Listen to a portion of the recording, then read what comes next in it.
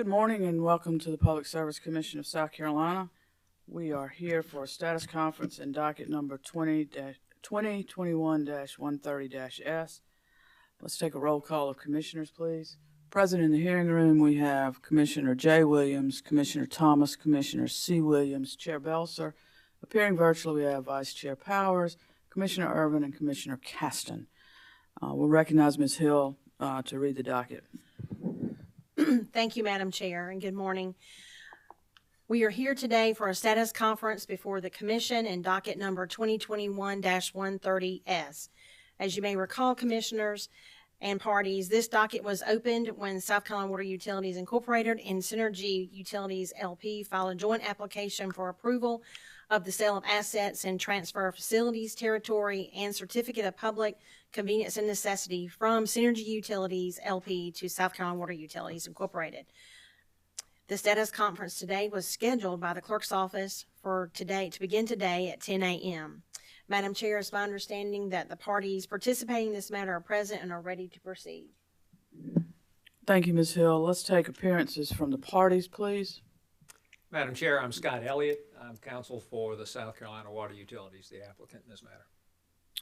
And who's present for the City of Orangeburg? Madam Chair and Commissioners, Jack Pringle for the City of Orangeburg.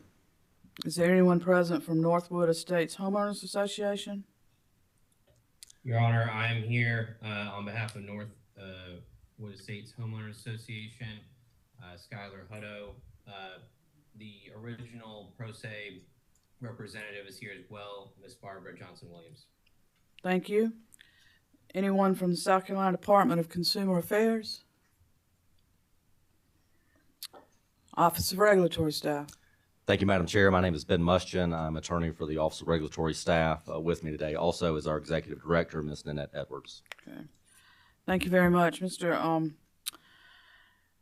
Any preliminary matters before we begin? Not that I'm aware, Madam Chair. You seem ready to go, Mr. Elliott. I was going to recognize ORS since they asked for the status conference. I think it best if I proceed initially, Madam Chair, if you'll permit me. Is that No objection. any objection from any party? No objection. Mr. Elliott. Thank you, ma'am. Thanks for the opportunity to be here to update the Commission in this matter. By way of background, this Commission, by order number 2022-122, approved the transfer of assets from Synergy Utilities to South Carolina Water Utilities. As a part of that transfer and as ordered by this Commission, South Carolina Water Utilities was to transfer the wastewater assets serving the Northwood subdivision to the City of Orangeburg without cost.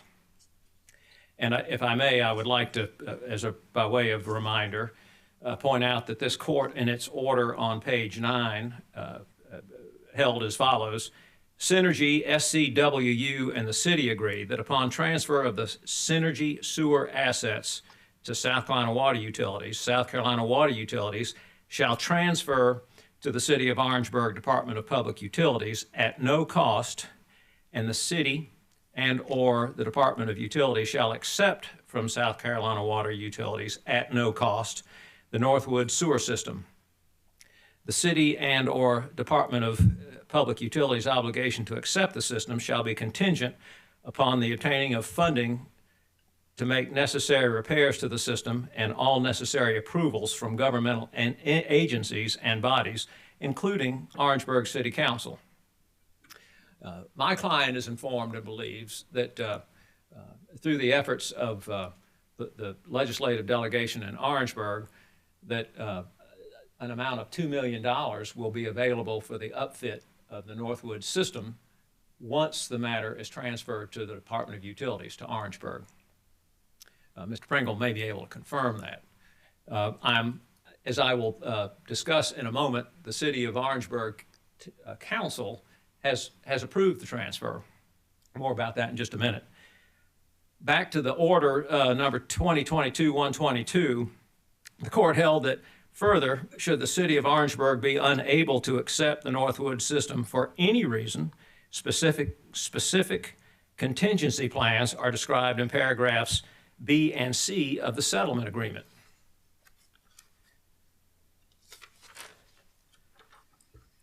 In summary, sections B and C provide as follows. Section B of the settlement agreement reads, in the event the transfer of the Northwoods collection system and customers is not approved by the City of Orangeburg within 90 days of the commission order in this docket, South Carolina Water Utilities is to conduct an independent engineering study of the Northwoods system. And similarly, C reads, in the event the transfer of the Northwood collection system and customers is not approved by the City of Orangeburg within 90 days after the commission order in this docket, South Carolina Water Utilities shall begin improvement activities. The City of Orangeburg approved the transfer March 15, 2022, within the 90-day window.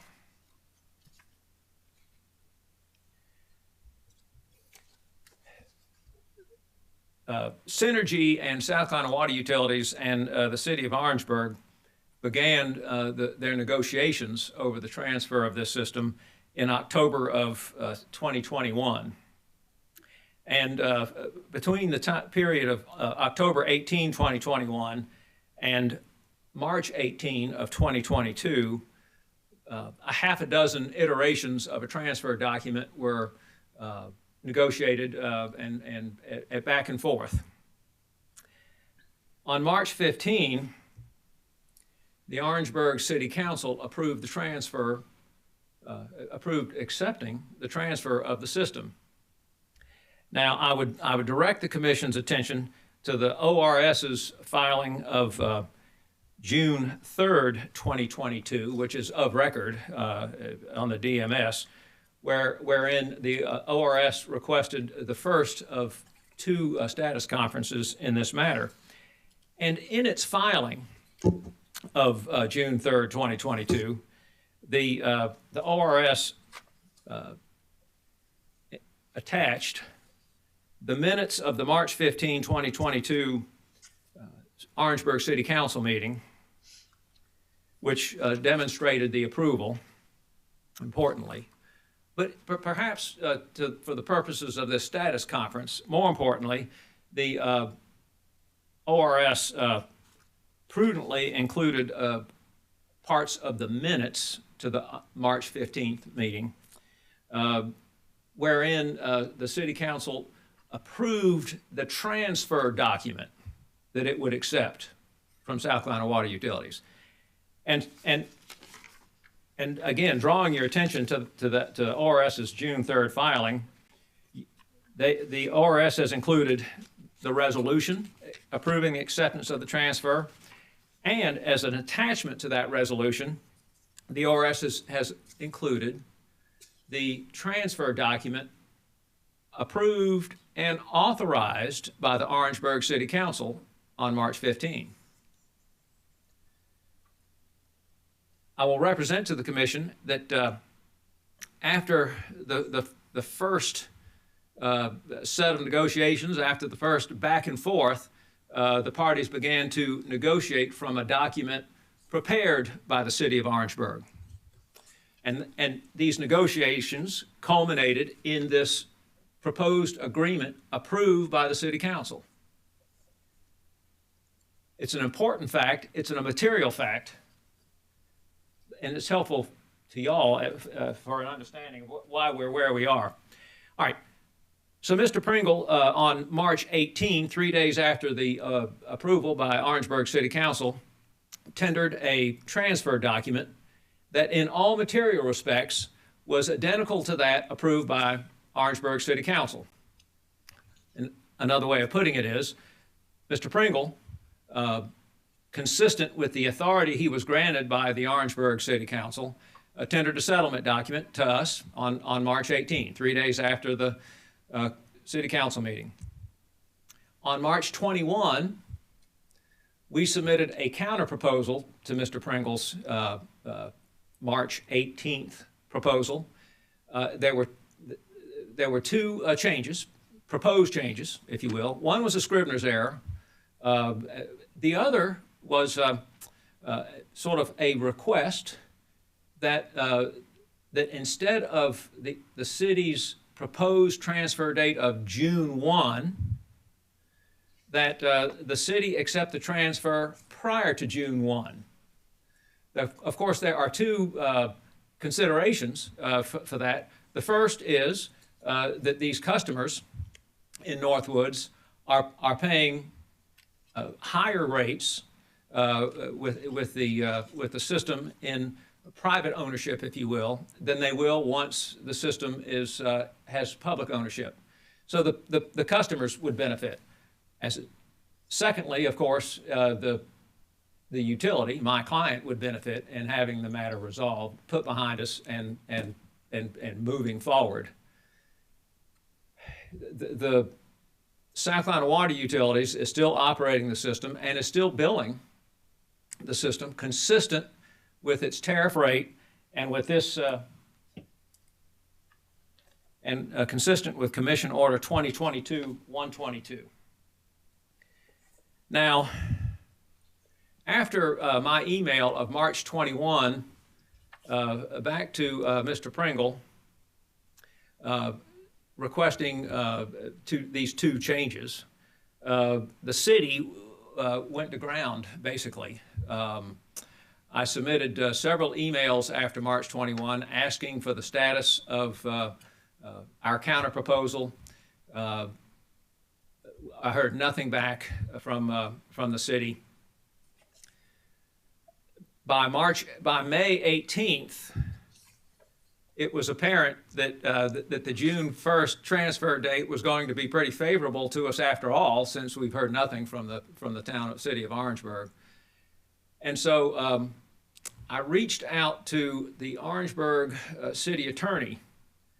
Now, as near as I can tell, on March 15th, the then city attorney was a longtime city attorney, very, very careful attorney for the town, still practicing in Orangeburg, had left the town, and excuse me, and the city of Orangeburg has a new city attorney, and I began to deal with a Mr. Mosser. I reached out to him on or about May 18 and asked him the status of this proposal. He was unaware of it. He offered to look into the matter and did look into the matter.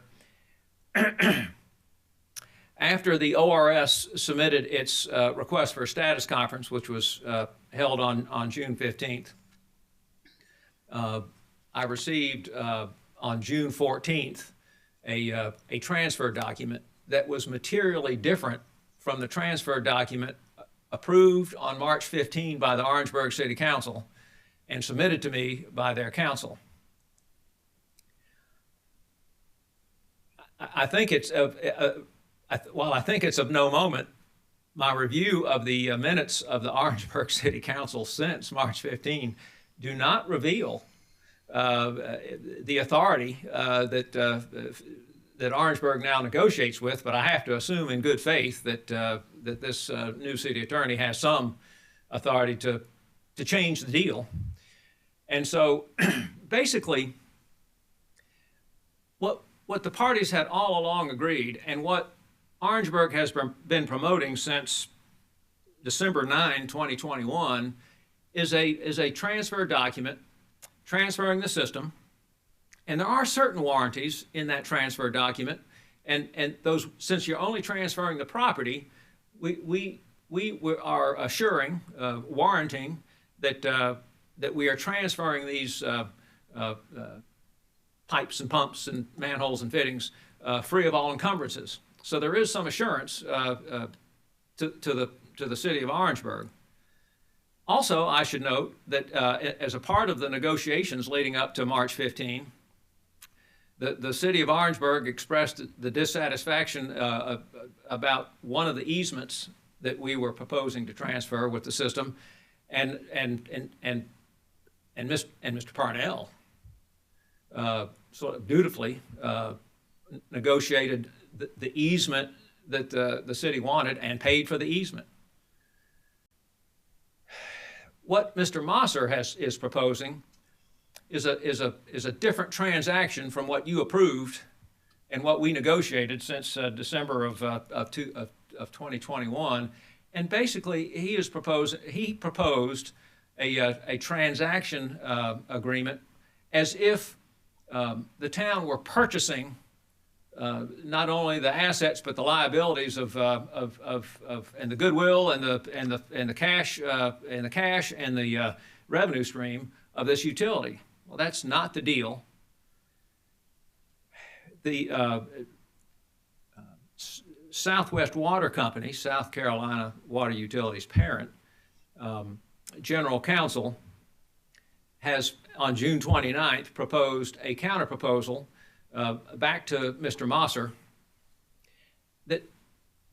that basically expresses a willingness to indemnify the city for certain liabilities, not all liabilities, but certain liabilities, and it's capped at $50,000. Again, this is a different agreement, and we've been negotiating it only since June 15th.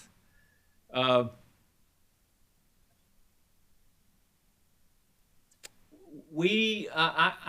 must tell you that I think that South Carolina Water Utilities and Synergy before it have negotiated in good faith, have been responsive, have been willing to bend and be flexible. But the difficulty that we have is that of all the parties to this proceeding, there's only one regulated utility. And with all due respect, it's the one trying to get this deal closed.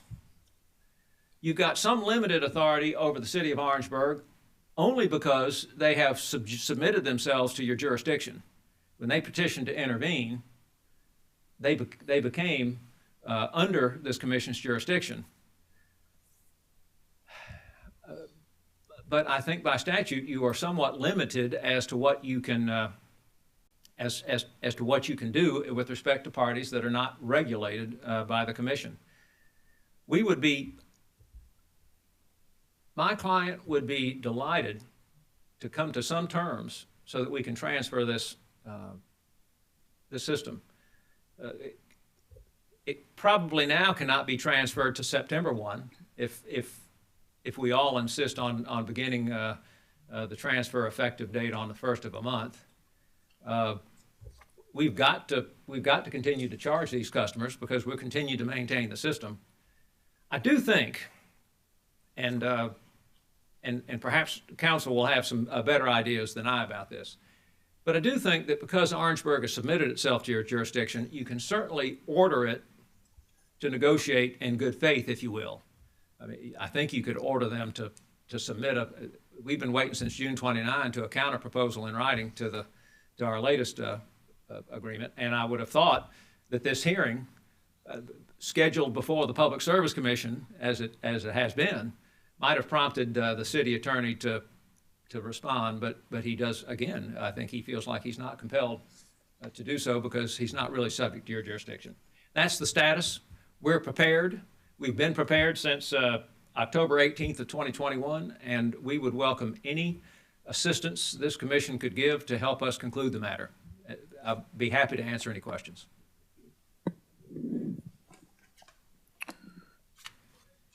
Commissioners, any questions of Attorney Elliott at this point?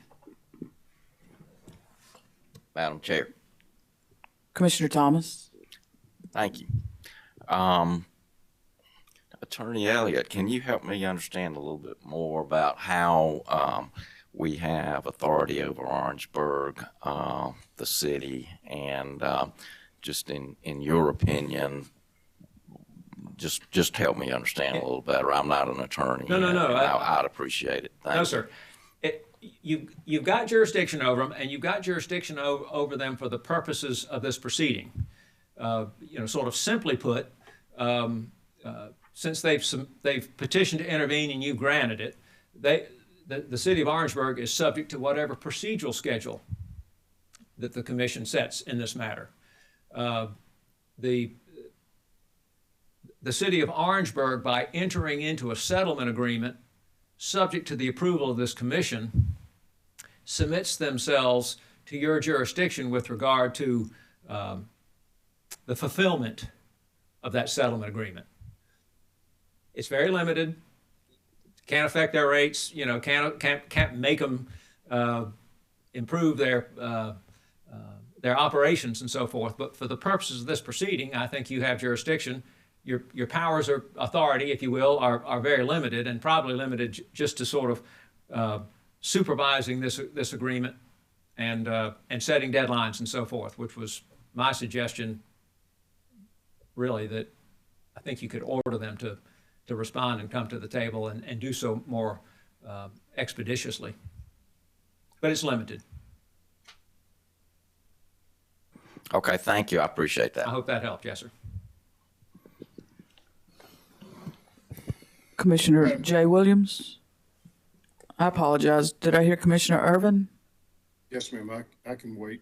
No, go ahead, Judge Irvin. I'll go right after you. Thank you. Madam Chair, do I have the Yes, floor? go ahead. Please go ahead, Commissioner Irvin. Thank you. Mr. Elliott, since the city of Orangeburg did submit themselves to the jurisdiction of the South Carolina Public Service Commission for the purpose of this proceeding, and since they did enter into a binding agreement as it relates to the subject matter, did you consider filing a motion to enforce the settlement agreement?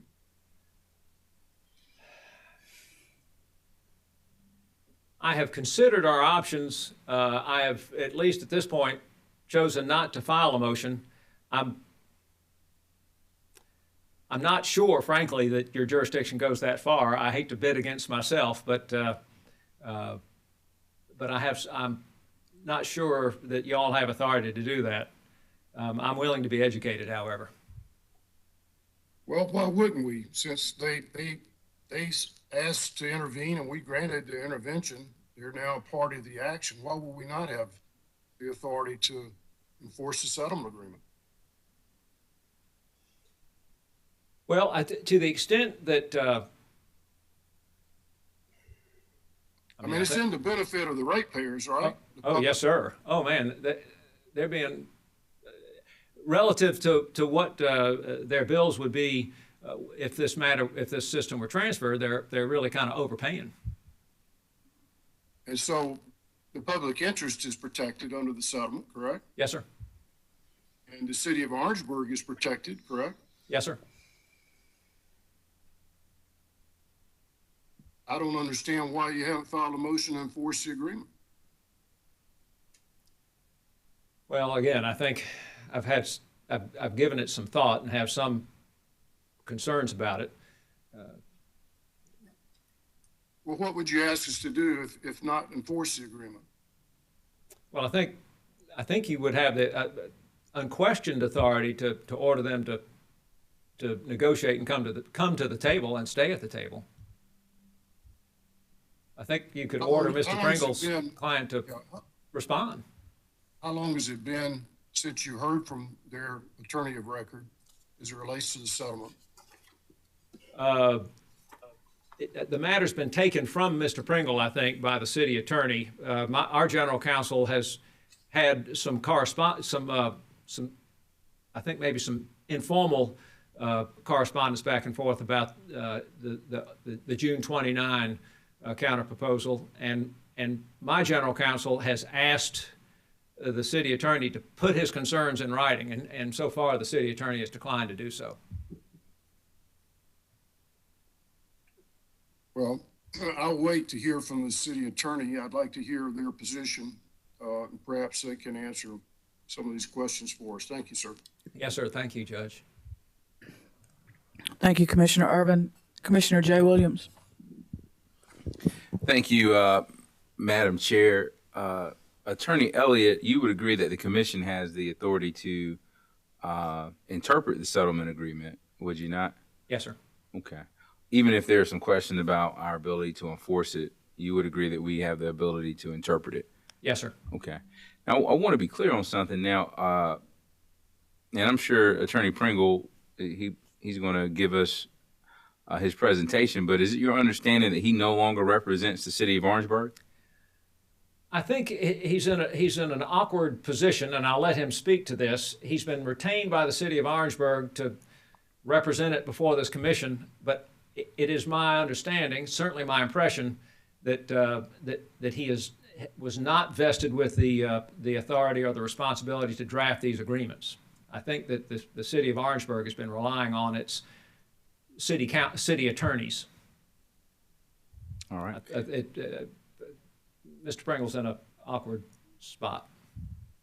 All right. Thank you, sir. That's all I have, Madam Chair, for Yes, now. sir. Thank you, Commissioner Williams.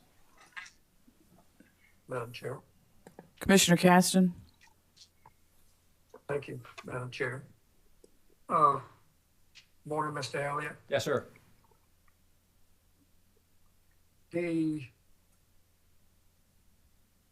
Is the system and/or the community it serves located in the city limits of Orangeburg? No, sir, which has been part of the difficulty in getting to this point, frankly.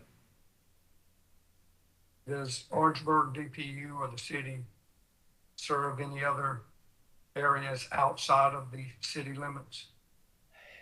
I understand that DPU serves I think there might be a Methodist retirement center or something near Orangeburg, but outside the city limits that DPU serves. They may serve other places, but just in my discussions with my client, this Methodist home is the only other entity I'm aware of. Are you aware of any statutes that prevent the city or the municipality from serving outside of their? No, sir. In fact, I'm fully aware of the statutes that permit it. I mean, it's expressly permitted. They're expressly permitted to serve outside their territorial limits. Mr. Parnell some years ago offered the system.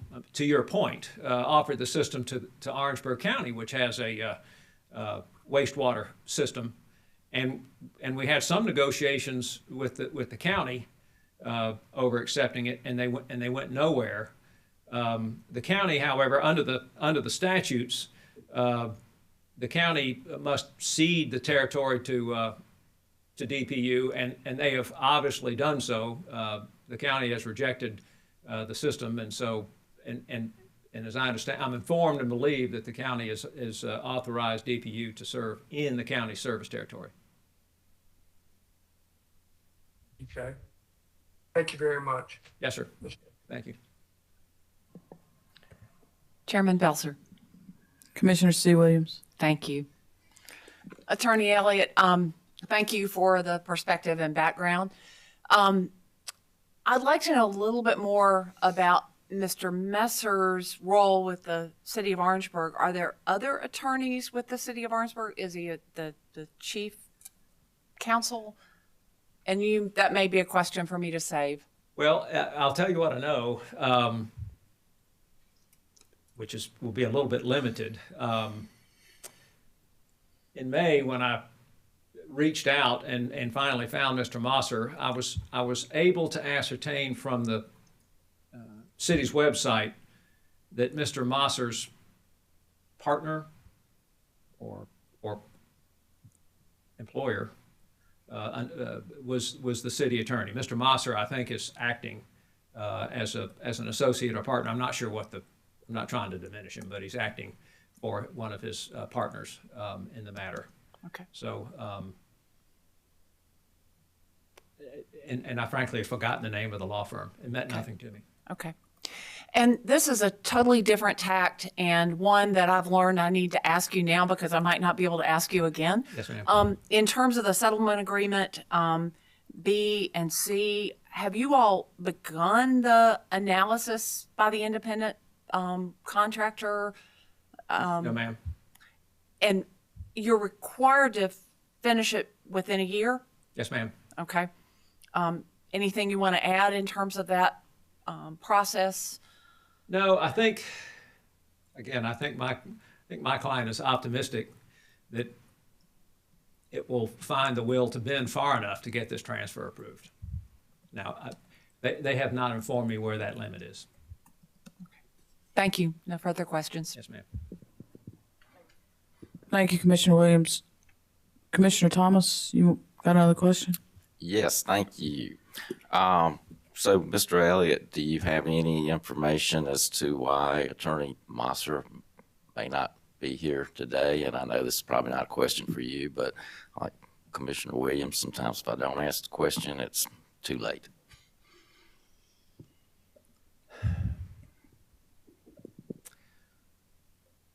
There are a number of inferences to be drawn from this, and I will tell you candidly and on the record that I think that the city is separating him from you.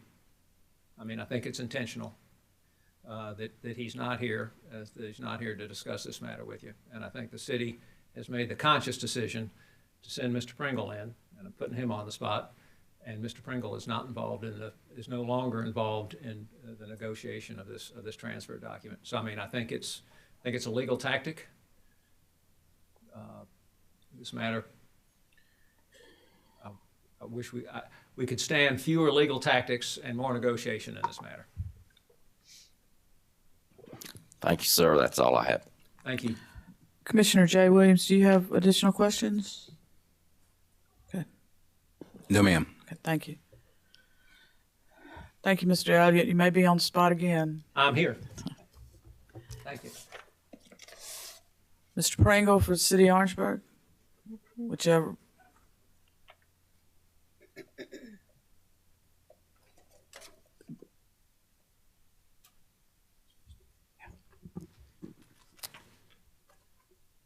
Madam Chair and Commissioners, I think it's Mr. Elliott is accurate when he says I'm in a bit of an awkward spot, but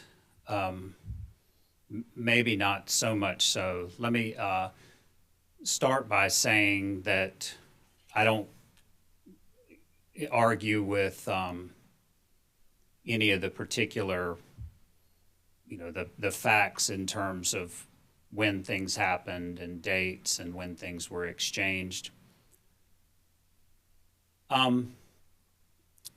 I guess I would add to what Mr. Elliott said that the parties have been negotiating.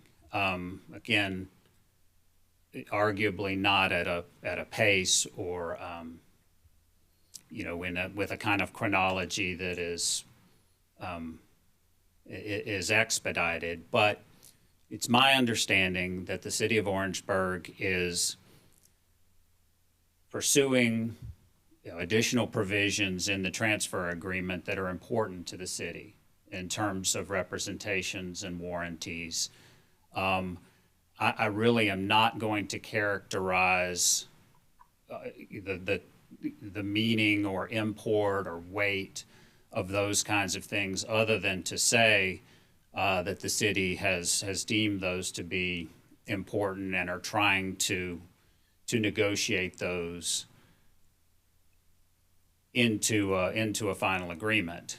Again, it's also my understanding that the city is still committed to the transfer process and to taking the system subject to appropriate terms and conditions for accepting that system.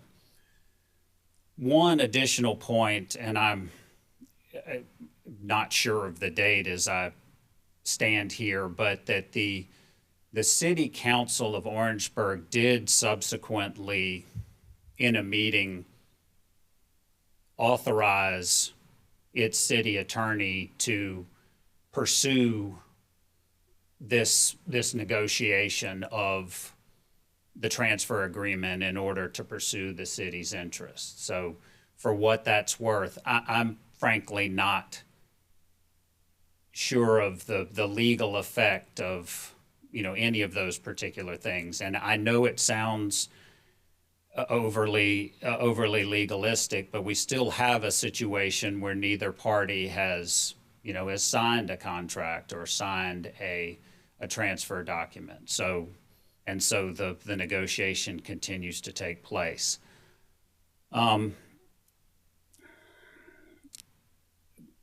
Addressing the commission's jurisdiction,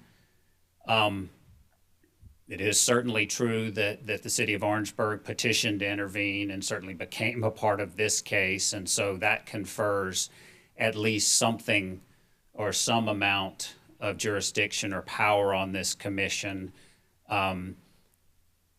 Going to your question, and you'll probably ask me again, Commissioner Irvin, about, would enforcing the settlement or mandating that the transfer take place, would that protect the customers in city of Orangeburg? I think the protection for the city of Orangeburg and the requirement to accept the system is contingent upon the city having terms and conditions to which it can reasonably agree.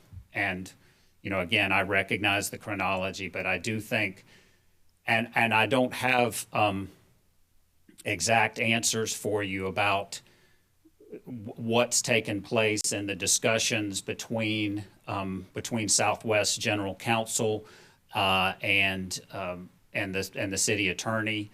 But again, I can only characterize the things that I've been hearing about, but understanding that the negotiations continue.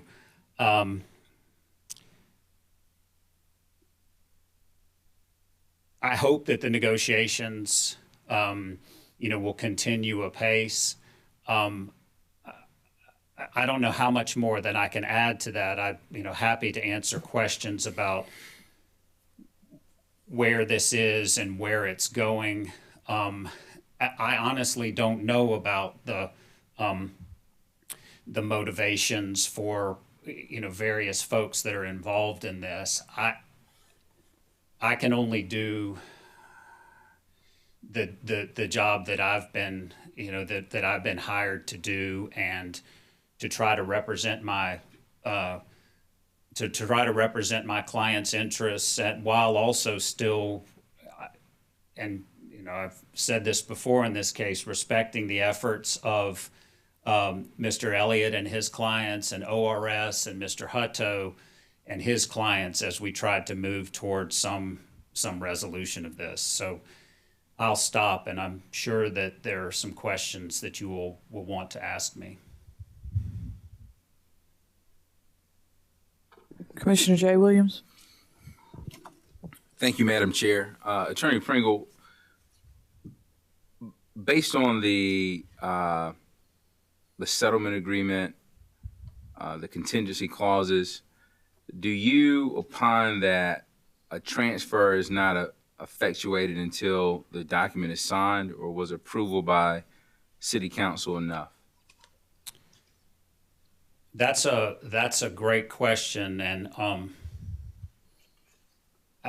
my view of the world is that even though, and I was about to say notwithstanding, but I'm really trying to stop with that.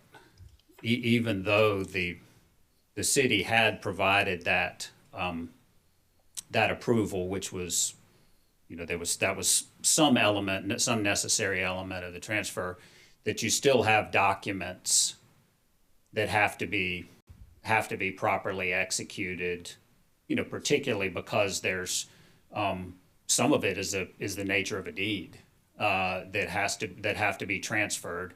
And as Mr. Elliott mentioned, and I'm not saying that these things were, were at the time earth-shattering changes, but the negotiations were still taking place. The documents were still being changed.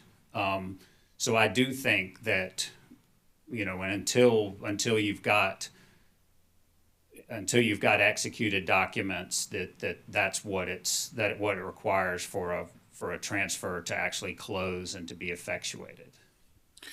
Okay, so playing that out a little bit, let's say this commission determines that the transfer has not yet happened. It's 90 days has passed.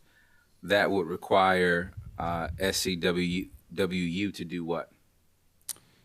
I think that the settlement agreement speaks of sort of a contingency plan that involves over the course of maybe 12 months some improvements to the system is that's Plan B. That when the transfer doesn't take place, that the backup or the fallback is that those things would need to take place. My view, and again, I could be, is that this transfer is something that should and could and will happen, subject to the terms that are the stumbling blocks between the parties. But I say that not technically at the table. Now, to your question, Commissioner Thomas, about should somebody else have been here, it's that question certainly occurs to me as I'm standing right here. And perhaps that, in terms of efficacy and moving things forward, that might very well have some validity. But I am counsel of record in the commission case. I am here in Columbia, et cetera. But I hear what you're saying and what you're asking in terms of not only this commission's resources and time and attention, but those of the other parties. And so, and certainly perhaps some more, a forethought on my own part or my client's part in terms of, what it may take to, really get things done and get to the bottom of this makes some sense. So I appreciate that, that approach and that question. Do you have any idea how much the independent engineering assessment and feasibility study will cost? I certainly do not. I don't know whether, and I don't imagine that Mr. Elliott knows either. That would be something that I suppose engineering firms and others would be aware of. What about the system improvements? Any idea how much that would cost? I do not know. Okay. And so your position regarding representation of the city of Orangeburg is that you are attorney of record, but you are not involved in negotiating with SCWU. That is correct. Okay.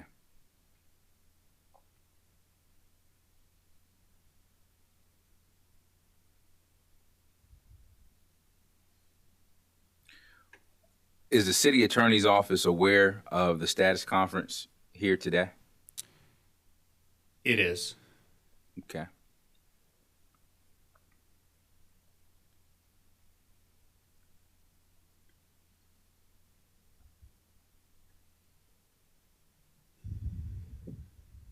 All right, Madam Chair, no further questions at this time.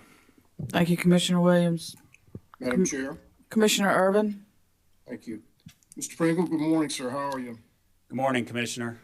Pretty good. How about you? Fine, sir. Just to establish a couple of facts, and I'll make sure that I completely understand the posture of this situation.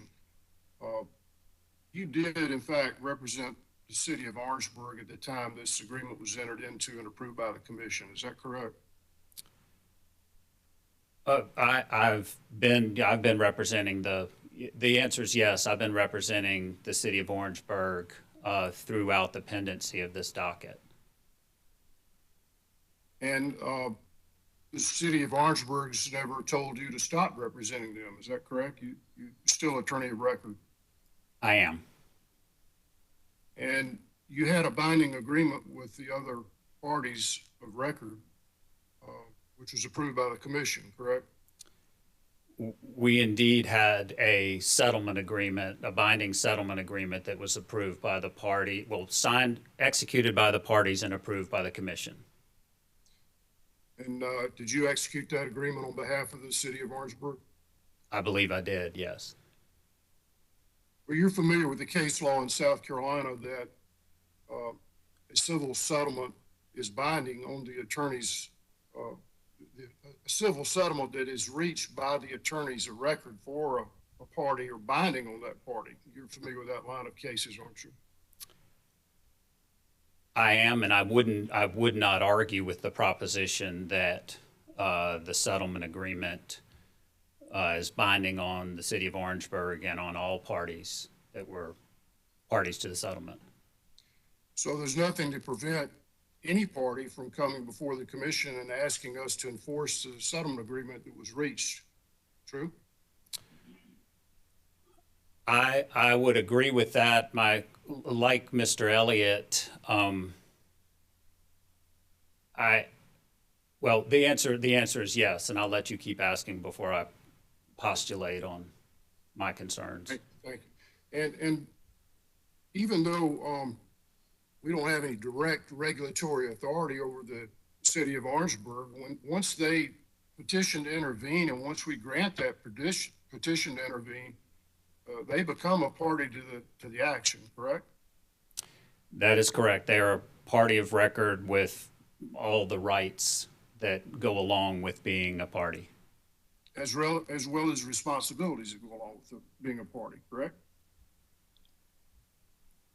I think that's correct. I mean, as I stand here, I'm not exactly sure what those responsibilities entail, but certainly those would be the responsibilities that, you know, have to do with taking part in a proceeding and acting accordingly.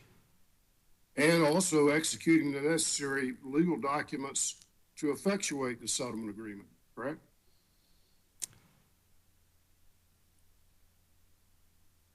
As meaning separate legal documents other than the settlement agreement itself? No, those legal documents that were contemplated under the terms of the settlement agreement, they're bound by that. They're bound by that settlement agreement, and thus they're bound to take the necessary steps to comply with it, correct? I think that's, I don't disagree with that proposition, subject to what I mentioned earlier, that doesn't foreclose the right to, you know, to negotiate an appropriate transfer document if that's where you're heading with this. But I do agree that this would in this case mean to move or to take steps in good faith to effectuate the transfer documents and to follow through on the requirements of the settlement agreement. Could the commission infer that the fact that the new attorney for the city of Orangeburg failed to appear after proper notice and opportunity to be heard, could we reasonably infer that that is not acting in good faith? I would say pretty emphatically no, Commissioner Irvin.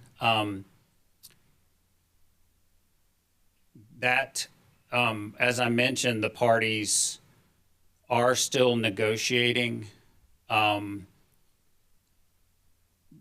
The understanding is always, well, to this point has been that just with the previous status conference that I attended it, I don't think that you can either that implication can be made or that inference drawn from the fact that I am here and he is not here.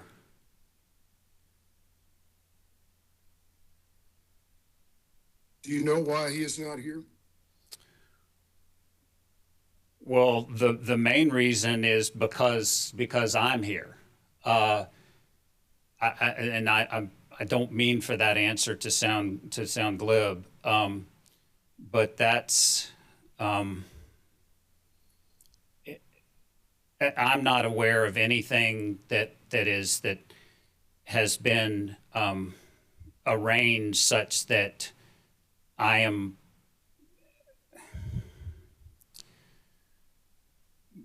to provide distance between Orangeburg and this proceeding. It was always to be understood that I would come to this this status conference. As I mentioned, making reference to Commissioner Thomas's statement, again, standing here now, would we be making more progress were somebody closer to the negotiations here? I don't disagree with that, but I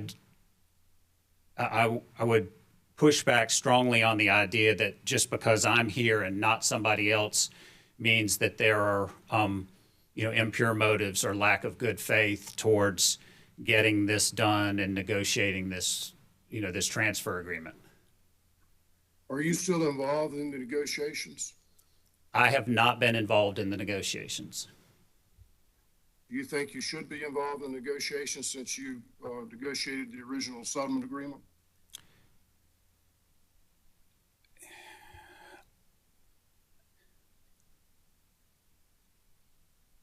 I honestly don't have an opinion on that, other than I would certainly like to be in a better position to inform this commission. I think that question or that issue is not my call to make. That's something that my client has decision making. Now, based upon your and my colloquy, will I advocate for or insist upon playing a larger role in this? Very likely. Well, I'm glad to hear that you're willing to do that, because obviously this matter needs to come to conclusion. It's in the best interest of the ratepayers and the public and the parties, for that matter, to get to closure. What do you suggest that the commission do to help you get to closure? You want us to set a deadline want us to entertain a motion to enforce the settlement agreement that all parties are a part of? What do you suggest we do? Well, my view, mindful that my client certainly wants to have time to be able to negotiate and finalize this, but putting it aside,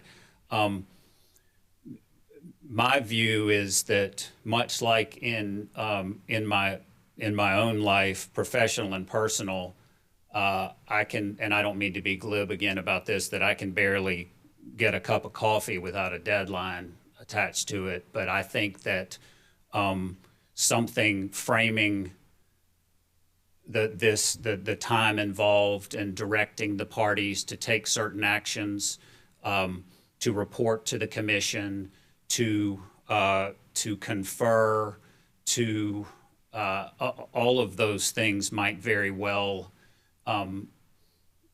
put this in some context, or put it in a context where things would be more likely to get done in a pretty brisk manner. Would 30 days be a sufficient time for that process to move forward? From my perspective, certainly I know that perhaps the ORS and maybe even Mr. Elliott would have some thoughts on that. But certainly from my perspective,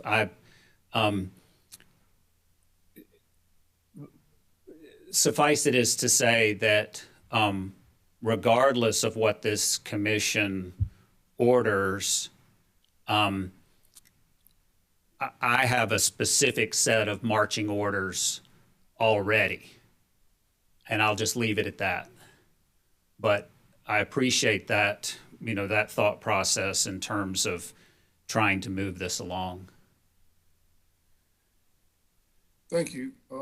Mr. Frank, I have no further questions at this time. Madam Chair. Thank you, Commissioner Urban. Is that Vice Chair Powers, I hear? Yes, it is. Please go ahead. Thank you, Madam Chair. Mr. Pringle, as an attorney, I certainly can appreciate the odd posture you probably feel at the moment. do you feel that the approved settlement agreement that came before us is deficient in any manner? I don't think it's deficient. I think, I suppose what this set of facts or these circumstances highlight is that there are always additional, I don't know what to call them, dominoes, additional dominoes that have to fall or things that have to take place in order to effectuate it. And of course, in hindsight, everybody has 2020 when a particular fact scenario arises. But I continue to believe that the settlement, as it's written, notwithstanding some questions about some of those timeframes, can be effectuated. That this transfer can be, that the negotiations can conclude and the transfer be effectuated. I think what is on my mind is that, according to Mr. Elliott, they're giving away the system. They're covering any necessary warranties, any necessary problems. What makes this so hard to consummate, to finish?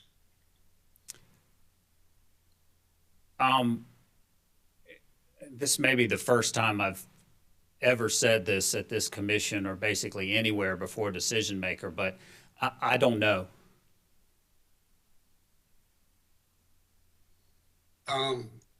Since you have not been involved, or is it that you're not allowed to be involved in the settlement process now, or are you being replaced?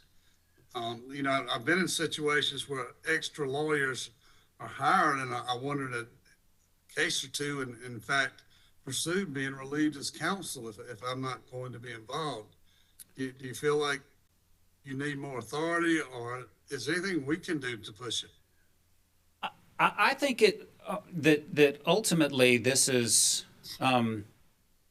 something, I guess, at least relatively more mundane. I don't think that I've been replaced. I think that, frankly, I mean, Jimmy Walsh retired as the city attorney in Orangeburg, and Kozlarek and King, which is the name of the firm, took over as city attorney, and sort of took that mantle of some of the contract part of this. I don't see it as anything other than that particularly, and that somewhere in that process or somewhere during that time frame, this issue or what I would call the issues of what the city maintains, or the proper representations and warranties, got put on the table. But as I'd mentioned to Commissioner Irvin and to Commissioner Thomas and perhaps to Commissioner Williams, and I'll say this again, for what it's worth,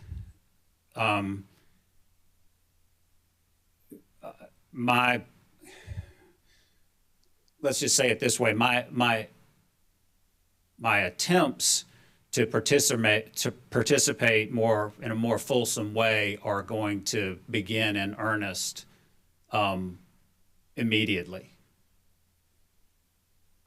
Thank you, sir. Thank you, Madam Chair. Madam Chair. Commissioner Caston. Thank you, Madam Chair. Good morning, Mr. Pringle. Good morning. Many of my questions have already been asked and answered.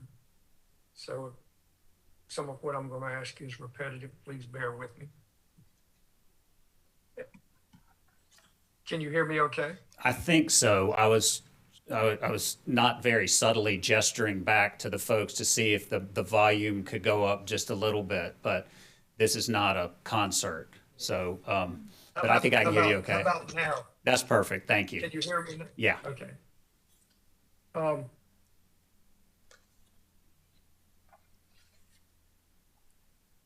thinking about your role and what you've answered, and I'm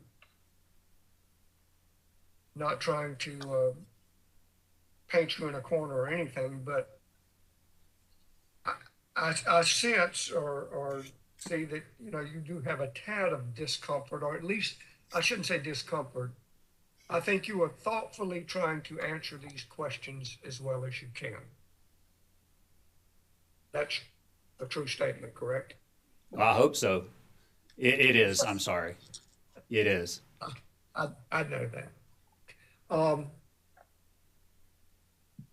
And I'm still trying to understand, even after some of the responses, your role, your current role.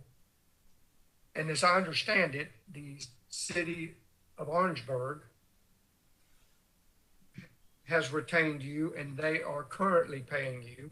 Is that correct? That is correct. And they have retained and are currently paying a city attorney or city attorneys. Is that correct? The only, I wouldn't quibble with that. I don't know. I mean, I presume they've retained them and are paying them. I don't have any of the particular knowledge of that, but I presume so.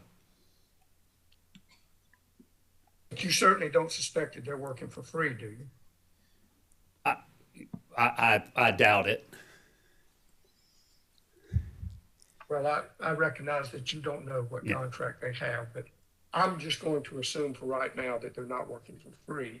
So the city of Orangeburg is paying for that attorney or those attorneys and you. And I'm assuming they see value in that. Do you not? I think that's correct, and you know, we could probably spend the rest of the day discussing what value means to a client or to an attorney, but yes, I agree with that. And with all due respect, I do not mean this in a negative way, but I'm trying to determine what your value is to the city of Orangeburg. So do you communicate regularly, coordinate, discuss strategy, whatever, with the city of Orangeburg's attorney? I do. And I know you're limited as to what you can say, so I expect you to answer whatever you think you can and not what you think you can't. So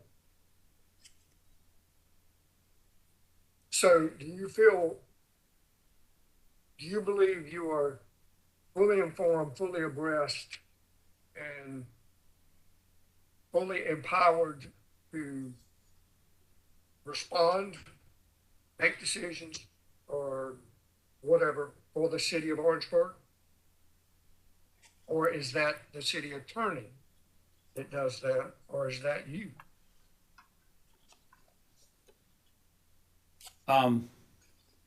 Well, ultimately, I take direction from the client, you know, from That is, the city of Orangeburg, from DPU. is that the general manager for DPU? I believe that is the general manager of the DPU. So you do not take specific direction from the city engineer of Orangeburg and the city attorney of Orangeburg? That is correct.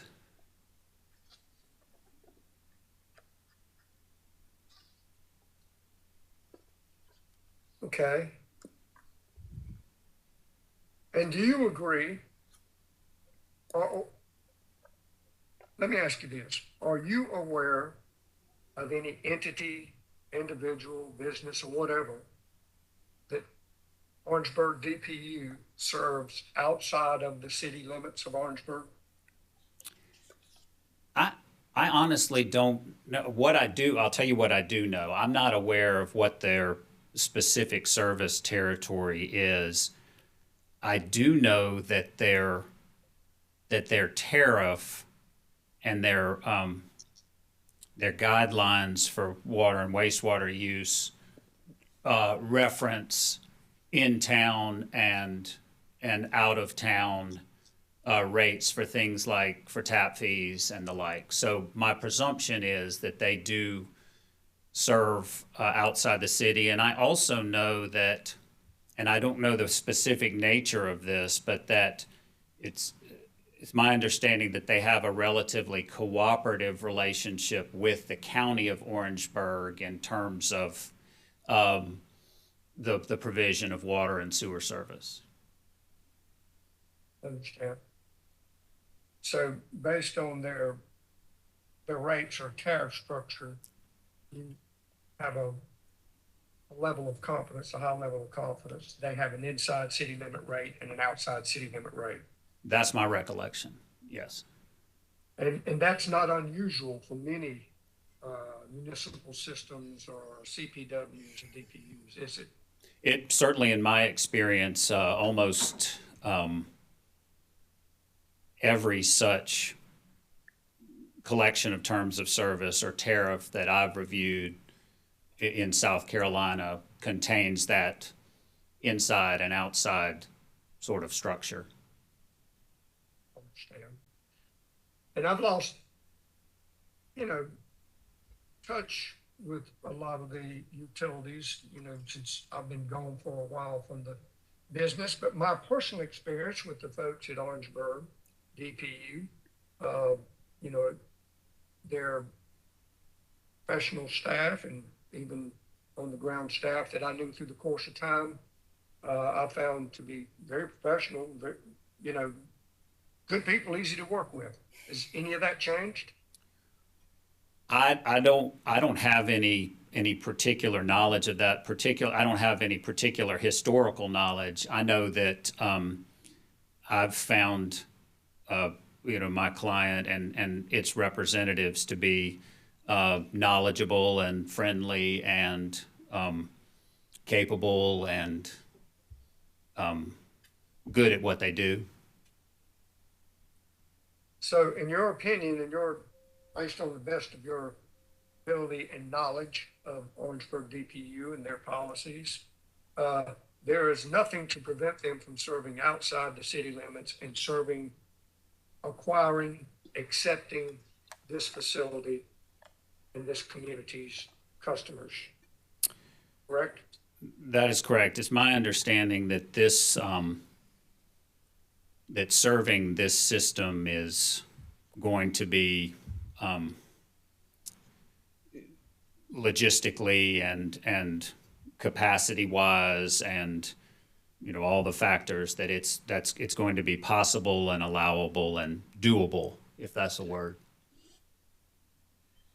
And to make sure I understand this part too, Orangeburg DPU is similar to a Commission of Public Works. Do they operate directly under the city council, or do they have their own separate commission? Are they eleemosynary, or they operate under the council? They are not eleemosynary. They operate directly under the council. They do not have their own set of commissioners or a governing board. Okay. Like some CPWs. Correct. So the general manager, I'm assuming the general manager of DPU, you work for him. Is that correct? That is correct. And the general manager of DPU works at the pleasure of the city council? I believe so. I'm not sure what their structure is under whether there's a city manager and how that works, but I have no reason to believe that that's not true. Okay, so the agreed to settlement from the city council would, I guess, go to the general manager of the Orangeburg DPU to fulfill that settlement. Is that a correct assumption? I think it would, once the general manager has the approval of the city council, that general manager would have the authority to take whatever actions necessary to finalize and execute the transfer documents. Well, in your opinion, did the general manager of Orangeburg DPU receive that direction from the Orangeburg City Council? The general manager received the general direction, meaning the approval of the arrangement, subject to the general manager's authority to negotiate and execute a final contract. Understand. Did the general manager participate in the settlement agreement discussions? Anything else prior to it going to the city council for their up or down vote? Let's be clear about the documents you're talking about. You mean the settlement agreement, this settlement agreement in this docket? Yes, sir. The general manager was aware of the terms of the settlement agreement and had seen the settlement agreement before I executed it.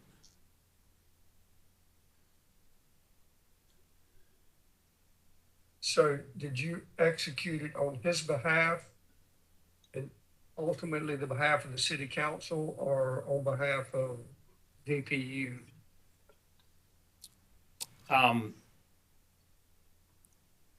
Subject to check, I believe it's, it executed on behalf of the city of Orangeburg, which would, I believe, encompass both the DPU and, as a instrumentality of the city. Did Orangeburg DPU, the general manager, anyone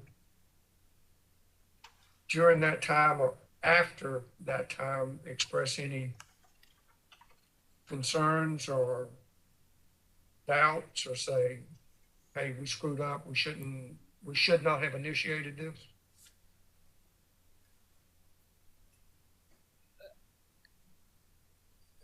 Commissioner Caston, I know it'll come off like there's something that I don't want to respond about conversations that I had with my client, be they positive, negative, or neutral. That doesn't come off any way other than Okay. accurately. That's fine. Don't worry about that. Okay. I guess what I'm trying to understand, and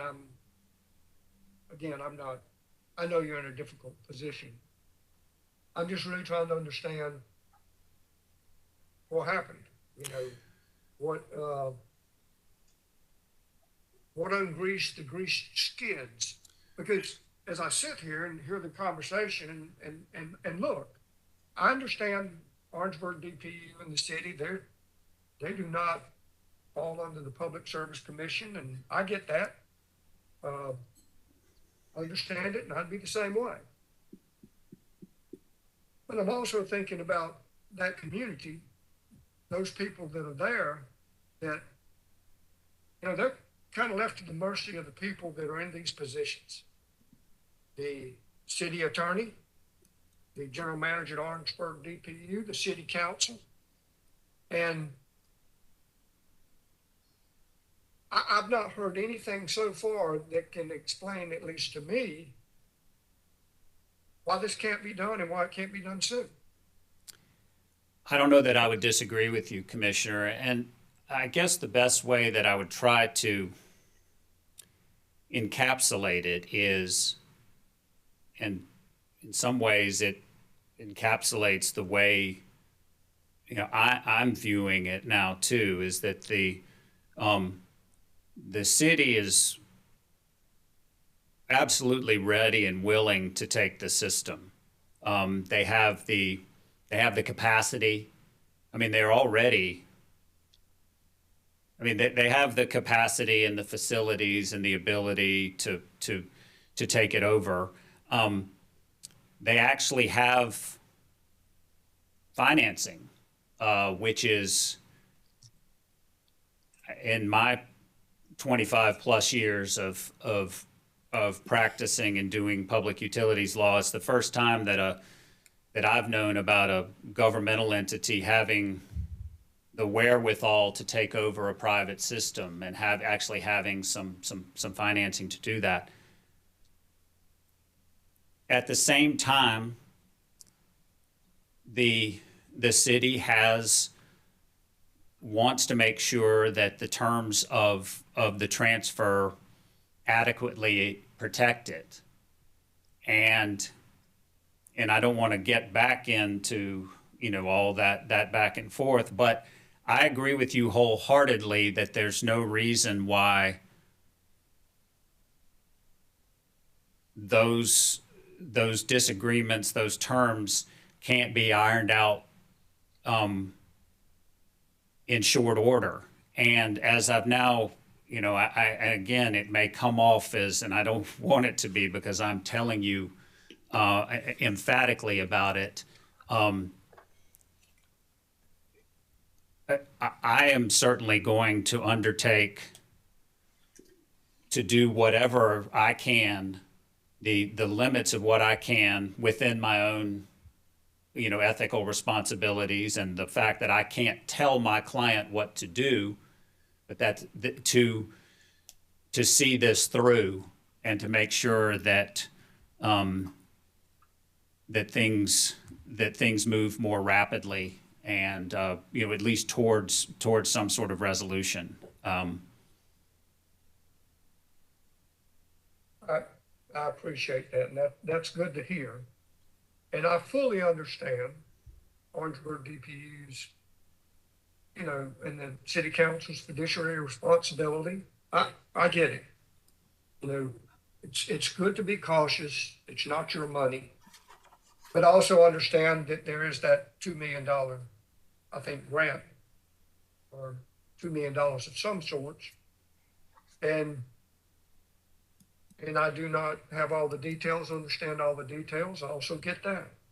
But I can say this, and I can say this with absolute certainty because I lived it, is the utility I worked, on more than one occasion, we were asked to take systems that weren't in our district, that were in awful shape. The reason they were in awful shape because nobody took care of them, and mostly mill systems.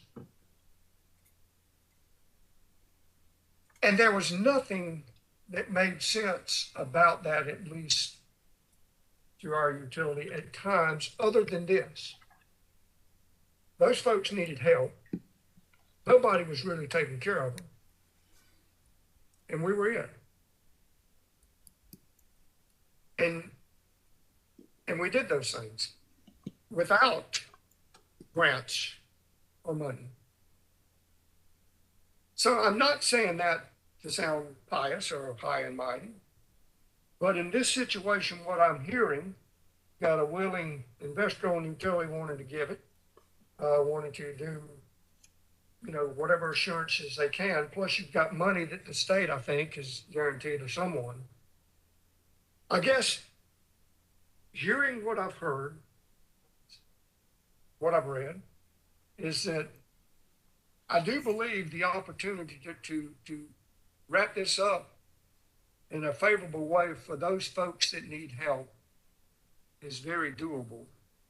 Do you agree with that? I do. Then thank you, Mr. Pringle, and I trust that you're going to do exactly what you said. You're going to go back and really work diligently to move this forward in a positive way. Is that a true statement? That is a true statement, Commissioner. And I appreciate your forbearance in allowing me to ask these questions.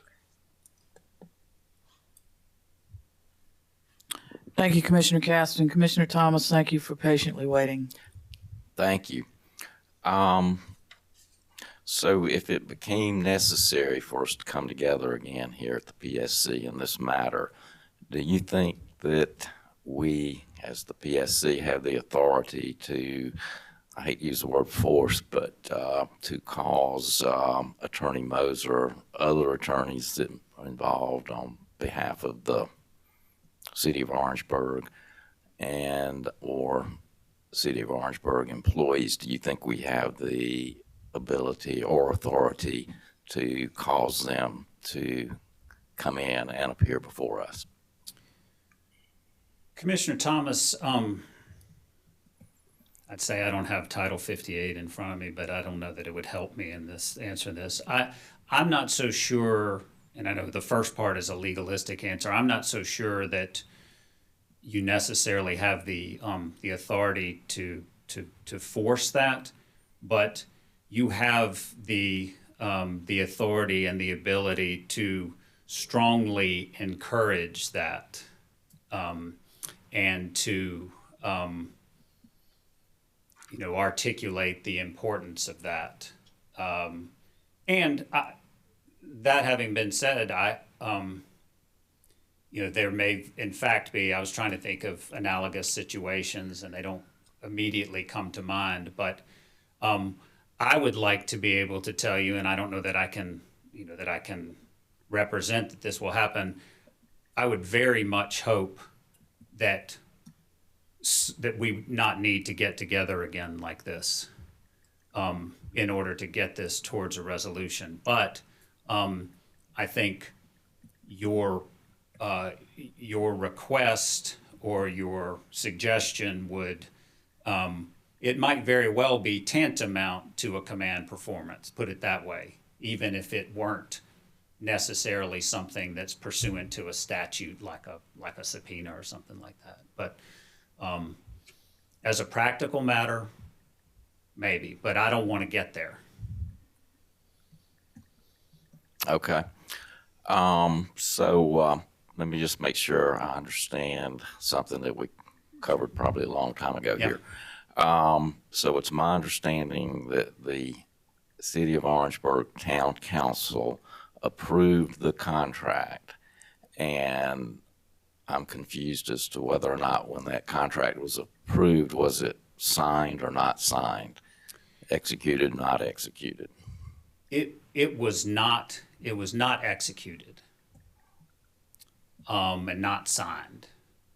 And I think I mentioned in it, I just bring this up, is that subsequently the city council did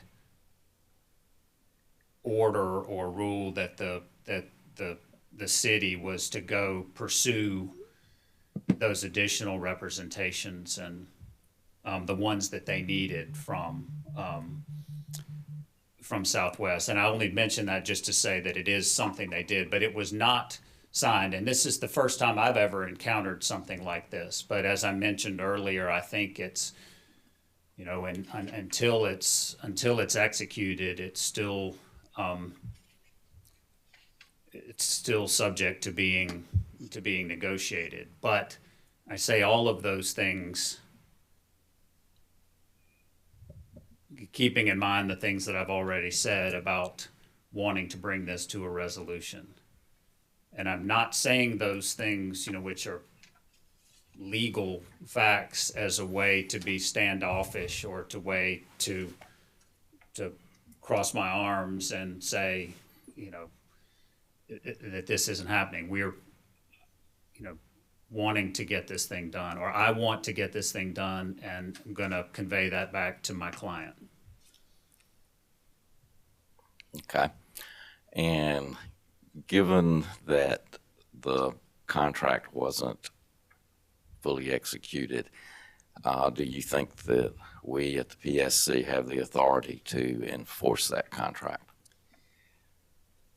I mean, I hadn't looked at this issue, but based upon the idea that it's not signed and not executed, and in fact that there has been some continued negotiation of it, and believe me, I'm not saying that in a manner to say that Mr. Elliott's client is now stopped from claiming that I'm not doing any legal jockeying here, but given that negotiation is continuing to take place, I'm not so sure that the commission could, but as I've said before, I don't want you to have to get to that point. Okay, thank you. That's all I had. Thank you, Commissioner Thomas. Commissioner Carol Lee Williams. Thank you. Hey, Attorney Pringle. It's good to see you. Good morning. Likewise. Just a few questions, and my questions have to do with your representation. When I looked at the docket list, Yeah. I see you representing the city of Orangeburg. Right. So when this status conference was determined, the notification went to you, correct? It did. Did it go to anyone else in the city of Orangeburg? Such as the attorney or the general manager of DPU? And I'll answer, I am the one who is registered in the DMS for this. And as long as I don't have to go too much further into what that notification was then conveyed to my client, which is, as I'm wont to do with, keeping clients on notice of things that are happening that affect their rights and such. And your client is the general manager of DPU? What you mean, my client Or your contact? contact, right. Yes. Yeah. Okay. And switching gears, there's a letter from Attorney Mustian that talks about I don't know that you need to go to it, but the phrase that caught my attention has to do with the March 15th agreement reached by the parties. The city of Orangeburg adopted a resolution authorizing the acceptance of the Northwood sewer system and approving the form of a bill of sale. I'll start with the end of that. The form of a bill of sale strikes me as a step removed from, approving a contract for sale. But what does a form of a bill of sale mean?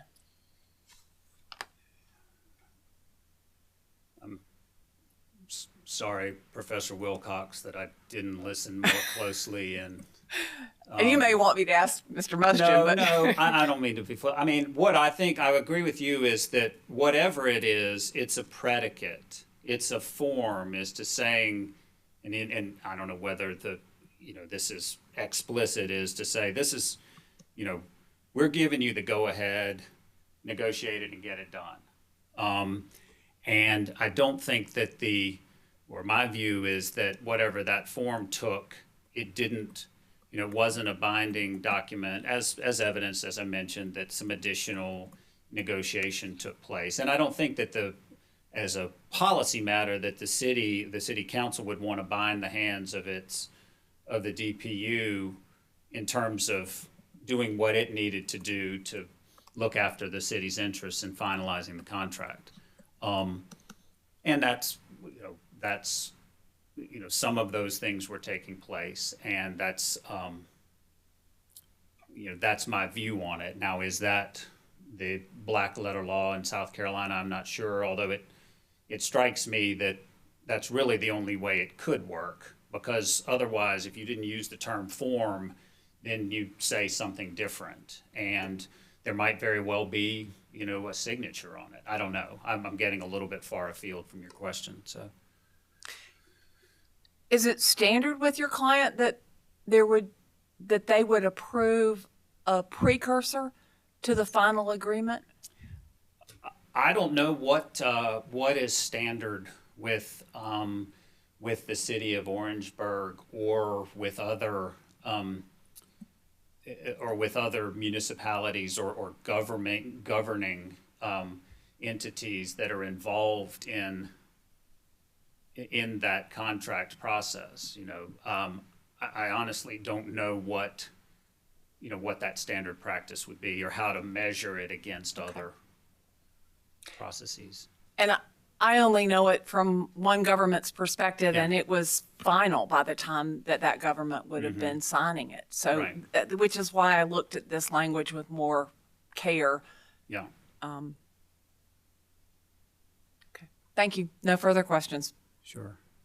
Good morning, Mr. Pringle. Morning, Commissioner.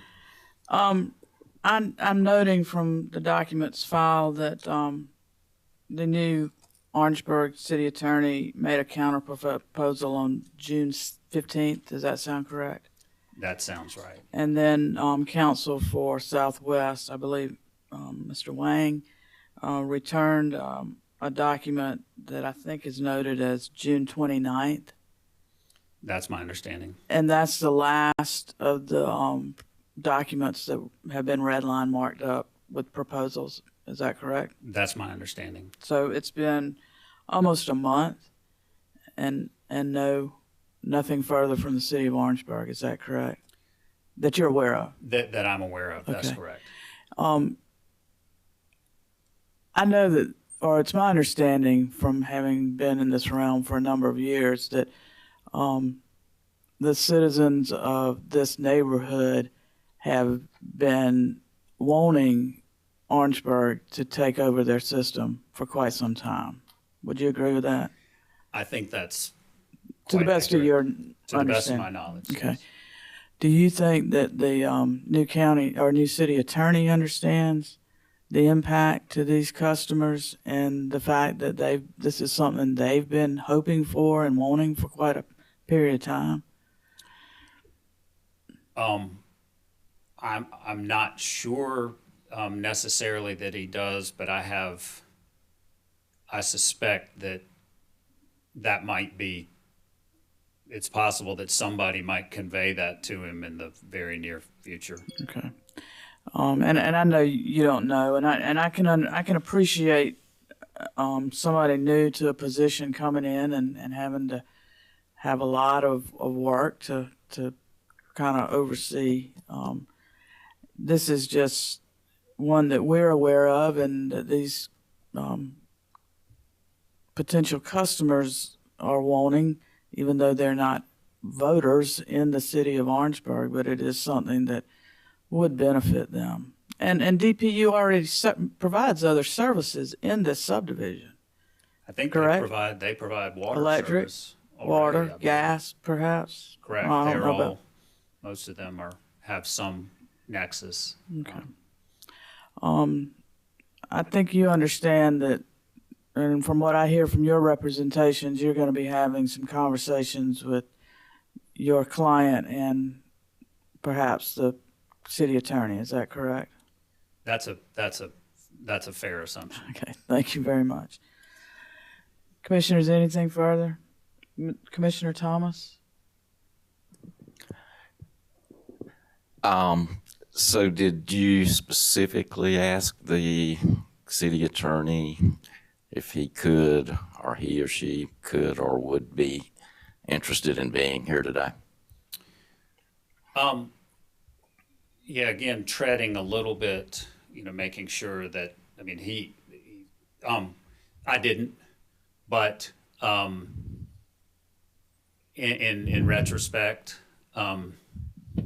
there might have been somebody who would have been even more equipped to be standing here than I am. But message received, and understanding too that throughout, and I think there have been sort of fits and starts and some progress that have been made. I think some of what is colored my view on this is maybe some. I don't know, being excessively sort of optimistic that this is something that, and I've discussed with others, that this is something that should be worked out. But I take your question and I take your point. But it also makes sense for me to be here, for having been the representative in the docket, but, you know, I get it and understand that all of your time and energy are really valuable. And this is an important issue, and this is something that, you know, needs to come to a resolution. So I take your point. Thank you. I appreciate that. Madam Chair, Commissioner Irvin? thank you. Council, would it assist you if we gave you a 30-day deadline to continue your negotiations and report back to us?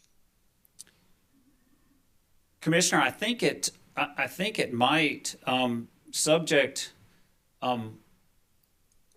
hear from the ORS on this point too. I mean, I think from my perspective, you know, mindful that, you know, wanted to make sure that I gave everybody the requisite or the time that they needed. It might even be, yes, 30 days would be fine, but, you know, something less than that might also be palatable too. Would ORS like to weigh in on that suggestion? Commissioner, we're going to hear from ORS as well as I'm sorry. counsel for the Homeowners Association. All right, thank you. Thank you. Anything further, Commissioner Irvin? Not at this time. Thank you, sir. Madam Chair. Commissioner, is that Commissioner Caston? You need to speak up, please. Yes, ma'am. Can you hear me okay? Barely. Hold on a second, please. Can you get closer to your microphone? Testing, 1, 2. There, Can you hear me? that's great. Thank you. Thank you, Madam Chair. Mr. Pringle, I'm sorry to come back to you, but I want to make sure I understand these, try to understand the last question if I may.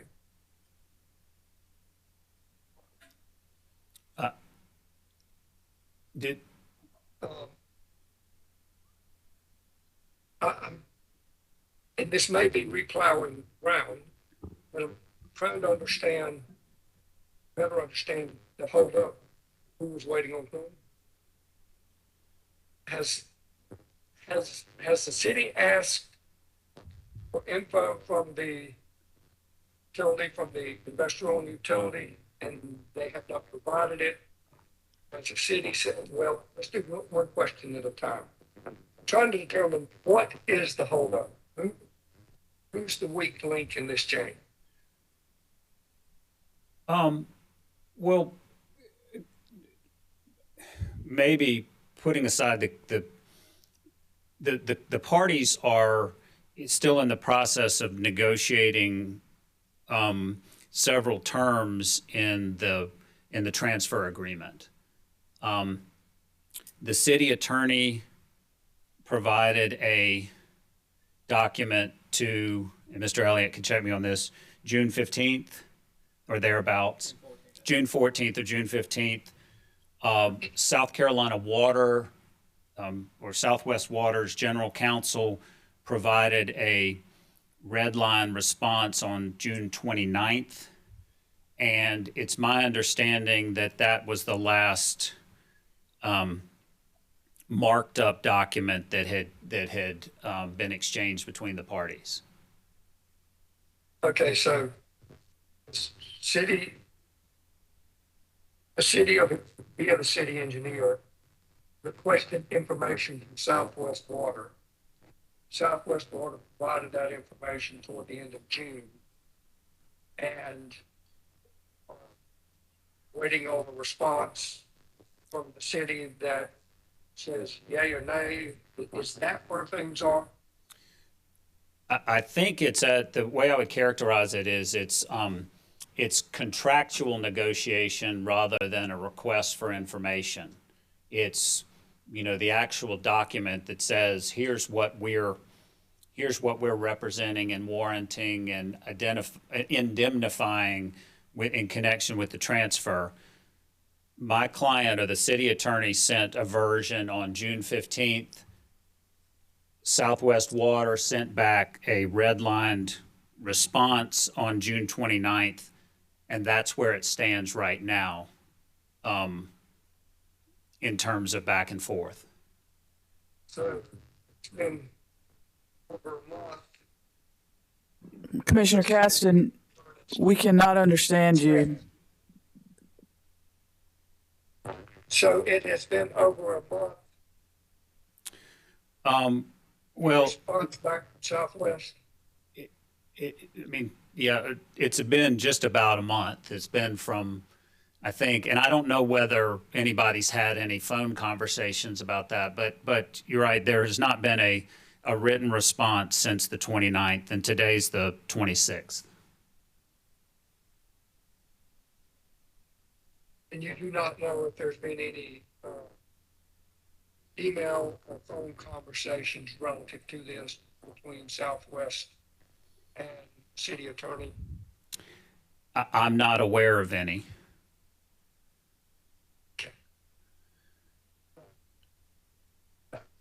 That's all I wanted to know. Thank you so much, Mr. President. Thank you, Commissioner Caston. Mr. Pringle, thank you. You may be back up, I'm not sure. Parties, we've been going about an hour and 45 minutes, and I need to give the court reporter a short break, so please indulge us. We will return at 11:55. That's about 12 minutes. Thank you.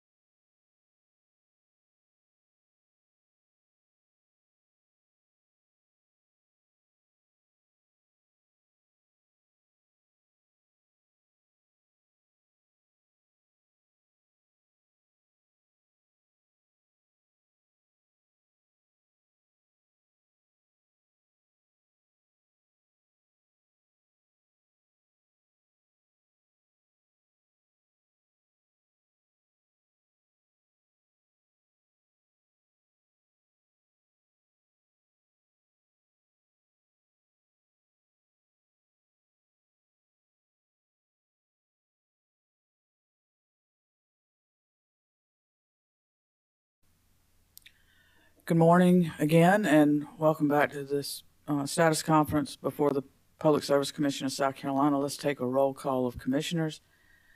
Present virtually, we have Vice Chair Powers, Commissioner Irvin, Commissioner Caston, and appearing in the hearing room, we have Commissioner J. Williams, Commissioner Thomas, Commissioner C. Williams, and Commissioner Belser.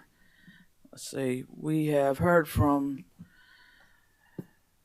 the utility, we've heard from the City of Orangeburg. Mr. Hutto, do you have anything on behalf of Northwood Estates Homeowners Association? I do. Just briefly, I would like to offer a few things. Obviously, we're the subject of this, and we don't have utilities resources ourselves to bring to bear. But Commissioner Caston, I've said it very accurately that we need some help. We have a set of systems that don't work very well and rates that are what we consider higher than average. So our top priority as far as this realm is this transfer happening. We really felt like it had happened, and to my knowledge, this was a done deal. And obviously, we sit here today without it finalized. And I appreciated Judge Irvin's line of questioning and insight on this. I would welcome the commission to set deadlines. And one thing that I would add as a potential consideration would be that if we cannot negotiate this, or if the parties that have negotiation interests do not negotiate this within a certain number of days, that we be ordered to attend a mediation or something of that nature within 30 days. I think that getting the parties with adverse interests in a room or to the negotiating table can get this done quickly.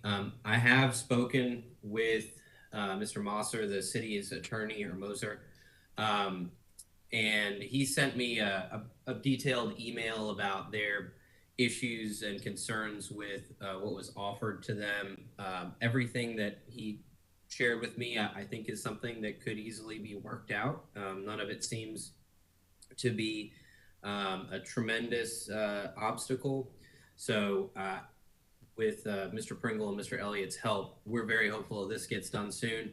I'm happy to advise you all about anything else that I may know about it, but if there's anything that the commission can advise us to do, we'd be happy to do it.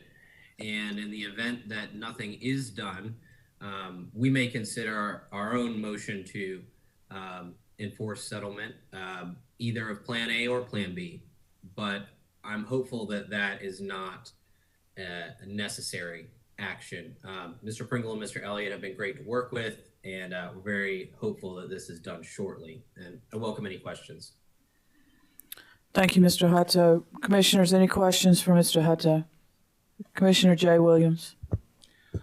Attorney Hutto, what is your position on the contingency clauses, the engineering study and the improvements that are listed should be initiated if this agreement or transfer did not occur in 90 days? My position that I've expressed to other counsel is that, and I would say it here again, our priority is for this transfer to occur and for the sewer in this neighborhood to be administered through the Department of Public Utilities.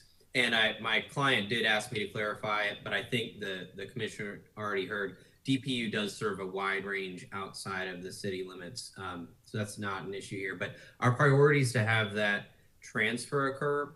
We consent to an extension of that 90-day deadline to begin those processes to at least the 30 days or something here, whatever our negotiating timeline is, because we would rather the parties spend their energy and resources on this negotiation and effectuating this transfer, because I believe, as noted, there is government money out there through the Recovery Act that will allow for a significant improvement in the services that are available in this neighborhood, which is exactly what kind of Plan B, so to speak, is asking for. So we consent to an extension of that 90 days, at least as far as negotiations are ongoing. If they stall and there is no ability at some point to effectuate the transfer, then we would, and I believe Southwest has said it will, begin those secondary options. Are there any deadlines that the commission needs to know about regarding the availability of those funds? Are they there indefinitely, the funds available to the city to improve the system, or is there a deadline or sunset on the availability of those funds? That is not something that I've been privy to. I know that local elected officials here do have those earmarked, but I do not know the terms of that earmark. That may be a question that Mr. Pringle could answer. That was not, we were informed that that was available, but we're not involved in the negotiation of receiving that grant. All right, my final question for you, Attorney Hutto, considering that you're here representing the ratepayers, we've heard your position, we've heard from the utility and from the city. Is there anything else you think we need to know as we consider everything we've heard here today? Well, we've made, I think, our priorities clear, and again, we've over years, as several commissioners noted, there was a dissatisfaction with various private utilities in terms of the infrastructure that was provided and the rates that were charged. And we feel like we're at an inflection point to change both of those things, which is, of course, in the best interest of the ratepayers and the public. So anything that the commission can do to help us effectuate that change is appreciated and would be our priority. No further questions, Madam Chair. Thank you, Commissioner Williams. Commissioners, any further Commissioner Thomas? Thank you.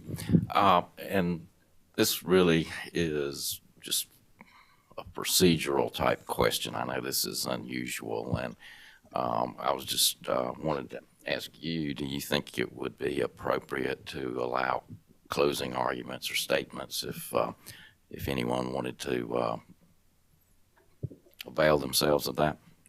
Oh, Commissioner, definitely. We can certainly put that offer out there at the appropriate time. We will. Thank you. Okay. Thank you. Commissioners, any further questions for Mr. Hutto? Madam Chair, I have a couple. Commissioner Caston? Good afternoon, Mr. Hutto. Good afternoon, Commissioner. You are you paid by the HOA of the community? Yes, sir. I was hired by the HOA. Miss Barbara Williams, who is, I know, listening to this call right now, made some pro se filings in this on this docket, and then spoke with me about representing the HOA. So our office was hired by that organization. And if you can answer this, and if you can't, that's okay. Does the HOA, do they have like monthly dues, annual dues, or do they just pass a hat around? I believe they do have dues. However, my understanding is that they also have ongoing meetings, and if there is a need for additional funds, then they may move to that secondary option. To requesting additional funds from homeowners on an individual basis. Understand. So every day that this continues, or, well, don't know if you're working on it every day, but the longer this goes, the more charge them and the more they have to pay, correct? I am not charging them any additional fees on an hourly rate. I took this on a flat rate. I'm familiar with Miss Williams and several people who live in that subdivision, and I wanted to be able to work with them to parse through some of the verbiage here and appear before this commission. So they're not paying me an additional amount, but there is an additional amount that they're paying, in that we believe that the rates that they're paying on a monthly basis for sewer are higher significantly than what DPU would charge them for that same service. So they are paying more as this goes on. Makes sense. Sounds like Ms. Williams was a wise and shrewd contract negotiator with her attorney, so I applaud her. No other questions. Thank you very much. Thank you, Commissioner. Commissioners, Mr. Hutto, thank you for being here today and for your presentation and answering our questions. Thank you. Recognize the Office of Regulatory Staff.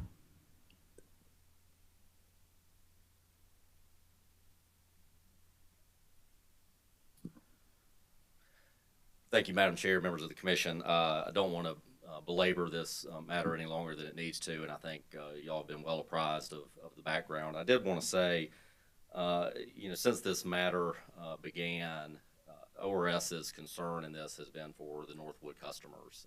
As I believe Mr. Elliott referenced when he quoted the Commission's order in this proceeding, and I believe as Chair Belser recognized in one of her comments, the Northwood customers have had various issues for a number of years, and we viewed this, when this matter came before the Commission for the approval of the asset transfer, we viewed this as an opportunity to resolve some of those issues. As Mr. Hutto mentioned, the interest of the customers was they wanted to have this system transferred to Orangeburg DPU, and that if that had happened, if that will happen, that obviously will resolve a number of issues. However, we also recognized that there were different steps in the process that needed to take place, largely the approval of City Council. And so we wanted to make sure that there were some protections in place, that if the transfer couldn't happen to City Council, that there were other avenues to address those issues. Certainly not an engineer. I can't say that I've gone out and examined the system, don't know what those issues might be, but through the engineering study, we hoped that we could, if that was the fallback, the plan B, as Council for City of Orangeburg said, then whatever those issues might be could be addressed. But in either case, what the hope was that the customers would experience a reduction in rates and would allow them to be able to interact directly with Orangeburg DPU as opposed to having to pay for a bulk pass-through arrangement. So as this matter went on, and in March of this year, we were encouraged when the city did vote to approve accepting the system and did approve the form of a bill of sale. At that point, we were hopeful that this was going to proceed. I believe it was only until May 31st that we got our first wind that there was some issues. We weren't sure what those issues were, but that the closing was not going to take place on June the 1st as we had been informed. So at that point, we asked for the first status conference, largely because we were having some difficulty in understanding what the sticking point was. With respect to the transfer documents, that's not something that ORS had been involved in negotiating. I don't know that that was appropriate for us to negotiate the terms and conditions of a real estate transfer, asset transfer. And we weren't sure what the sticking point was. So the first status conference was to help us and the commission gain some insight as to where we stood. As this matter has progressed over the next several weeks, and I know that Mr. Elliott, I believe, has suggested maybe there may be some stalling points in the negotiation. Mr. Pringle has said that those negotiations are still ongoing. Certainly don't know what the status is, but it's unclear to us as to where that stands, if there is still the possibility of the transfer, which I think hopefully everybody wants. But, when this process began, we believed that everybody would work together in good faith to try to reach a resolution of that. And that's still what we want. With respect to Commissioner Irvin's comment about what do we do from here. So certainly the commission has different avenues available to it. Y'all may have additional thoughts as well. One thought that we had was, I do believe, because the parties are either under the jurisdiction of the commission or have subjected themselves to the jurisdiction of the commission, I do believe that the commission could direct the parties, not just through their counsel, but also through a representative of those parties, to attend a meeting. ORS would be happy to coordinate that meeting, would be happy to oversee that and work with the parties on that, to get everybody together in a room so that we can try to see if there is a way we can move forward. I do think, without assigning any blame to anybody, I do think that there is some lack of urgency on the part of some people.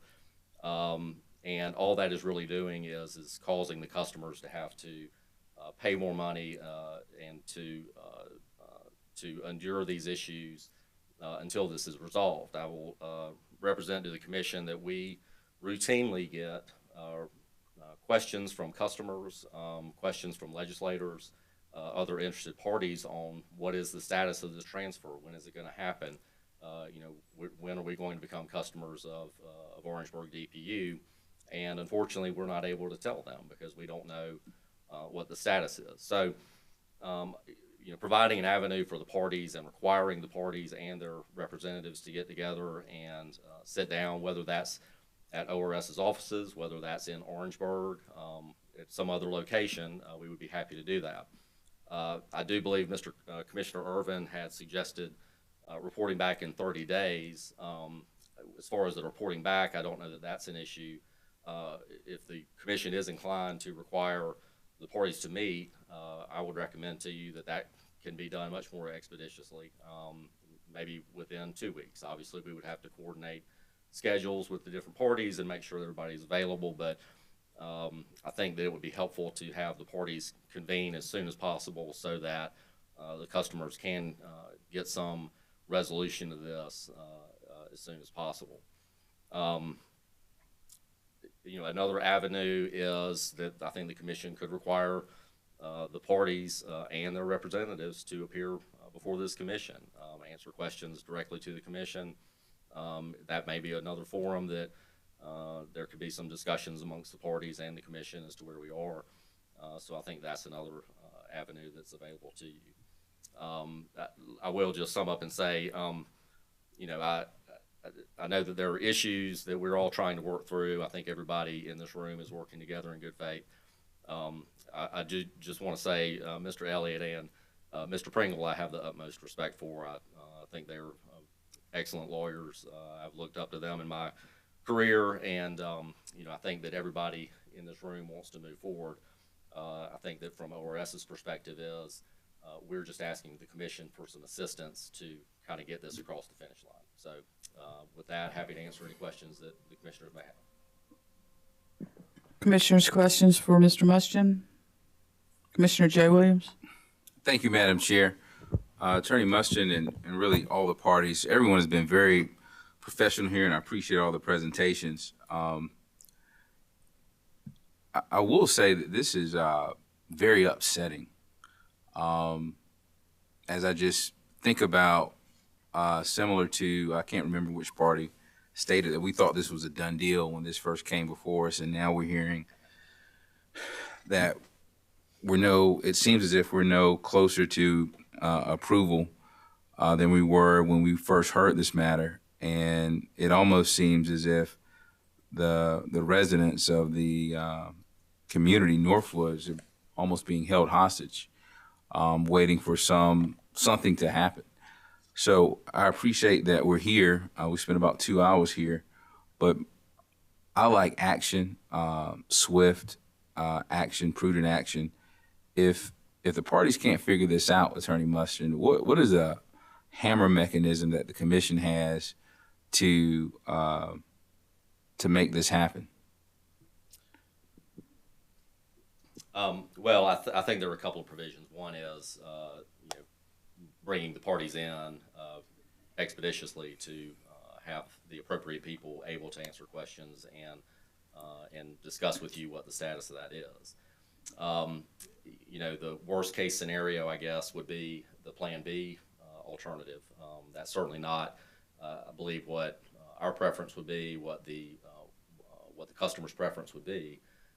However, if that provision does trigger, then that would require Southwest to undertake that engineering analysis and begin to make upgrades to the system, and hopefully with the hopes that it would resolve or at least diminish some of the bills that they pay.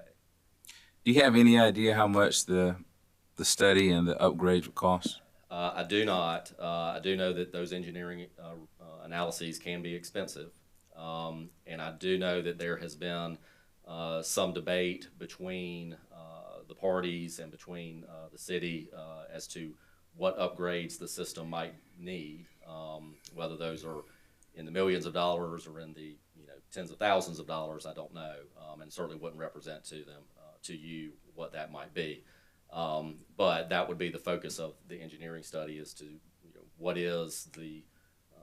are the issues that are causing the bills to be the way they are, and are there ways to address that? But to your initial question, those studies can be very expensive.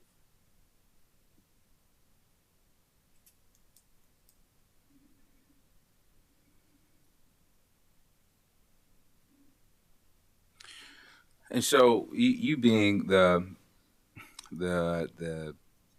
entity that represents the public interest, while you're not necessarily neutral here,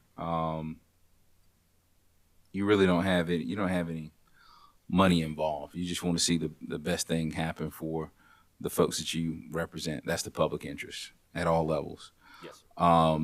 Understanding that, coming from the framework of a former prosecutor, do you see any foul play, if you will, any gamesmanship, anything that maybe needs to be investigated or looked at a little further, maybe beyond, outside of our jurisdiction? That's a tough question. I don't know that I can stand here and tell you that the parties, other than that the city and Southwest have engaged in bad faith. I certainly do not know that. I have not been privy to all of the conversations that have occurred between them. I don't know. I do know that that attorneys are expected to appear before any tribunal and be candid. I have no doubt that Mr. Elliott and Mr. Pringle have been candid with you today. I don't doubt that there are disputes as to what the conditions should be with respect to the transfer. I think what concerns us is the length of time that this has gone on, and I don't know if that's because of new attorneys or what that may be. But if this transaction is not going to occur, then while that is not, I don't believe, what we want, what the customers want, then I think we need to know that so that we know where we go from here. Our hope is, and I think Mr. Pringle has told you that he has high expectations, that maybe not high expectations, but he's hopeful that the transaction can still occur. We think that the transaction can still occur based on our conversations with legislators and the customers and various people. We think that there is still encouragement in that resolution, and we are hopeful that that's where we wind up. I think that maybe the feet haven't been held to the fire quite as much as it could have been. Again, we didn't know about this issue until May 31st, and pretty promptly came before the commission for Ms. Wessinger Hill on a status conference on June the 15th, I believe. So, you know, we're trying to push this forward and see where it goes. But hopefully that's where we wind up is ultimately a transfer of the system. Understood, and appreciate you. Appreciate your organization, ORS, coming here in a prompt manner. Do you see a world where the parties walk away from this transaction, whether it's the city of Orangeburg or the utility? I think there's always any possibility. I think that steps would have to be taken by the parties, not ORS, but the city of Orangeburg at least to get to that state. But certainly it is a possibility. All right, thank you, sir. No further questions. Commissioners, further questions of ORS? Commissioner Irvin? Thank you. Mr. Mustian, how are you, sir? I'm doing well, Commissioner. How are you, sir? Fine. We're not going to be taking any action today. That's not the purpose of this status conference, just to gather information today. But if we did put it on the agenda for consideration, would you be willing to coordinate a meeting of the parties and attorneys of record in terms of scheduling? Would you be willing to take on that responsibility if, for example, we did set a deadline for that to happen? Commissioner, we absolutely would be willing to do that. We would welcome that opportunity. I would suggest, while certainly willing to coordinate with the attorneys, we would like representatives of the parties to be a part of those conversations as well. And presumably that would be a part of the commission's motion to require the parties and the attorneys of record to be present at that meeting. So I don't know what the commission will decide to do, but is it even possible that you could begin to coordinate with the scheduling aspect, anticipating that perhaps the commission will decide that that's in the best interest of the public and the parties? We certainly will do that. Absolutely. Thank you, sir. Appreciate you being here today. Thank you. Commissioner Jay Williams? I think it was you, Attorney Mustian. It may have been Attorney Hutto. I think it was you that said that maybe 30 days is too much time, that maybe this could be addressed in less than 30 days? Well, I think what I was saying was, with respect to a report back to the commission. I believe Commissioner Irvin's first suggestion was for the parties to report back within 30 days. I have a little bit of concern with that because as things drag out and you know, from practicing law, you tend to delay things until you have to address them. And so my recommendation, I think, was that the parties would meet within, say, 2 weeks, and then the parties, which I think would primarily be the principal parties in this situation, City of Orangeburg and Southwest, would then submit a report back to the commission, or we would appear before the commission again with a status conference to let you know how those discussions are proceeding, if there has been an agreement on a transfer. So I think that was my recommendation. Not so much the 30 days for the report, but really kind of an intermediary 2-week or something along those lines to encourage the parties to act sooner. Understood. And we may have to recall attorneys for the parties, because I think Attorney Hutto said that he doesn't think the parties are that far away, but I don't know if I heard Attorney Elliott or Attorney Pringle speak too much about where the parties are. And I know we can't get into negotiations, but you know, in my opinion, there's been enough time to figure this out. We don't need to waste time. You're either going to do it or you're not going to do it. And if you're not going to do it, then we need to be prepared to live in that reality.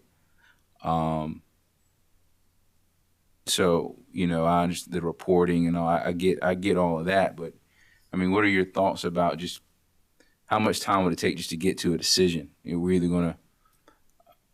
gonna enter a transfer or we're not. I know it's hard. You can't speak for them. I get that, but just being the referee, if you will, sort of monitoring this from its initiation to where we are now. I mean, how much left is there really to talk about? And Commissioner Williams, I honestly can't speak to you intelligently about the disputes between the parties. I do know that it does have to do with generally warranties, indemnification, those types of things.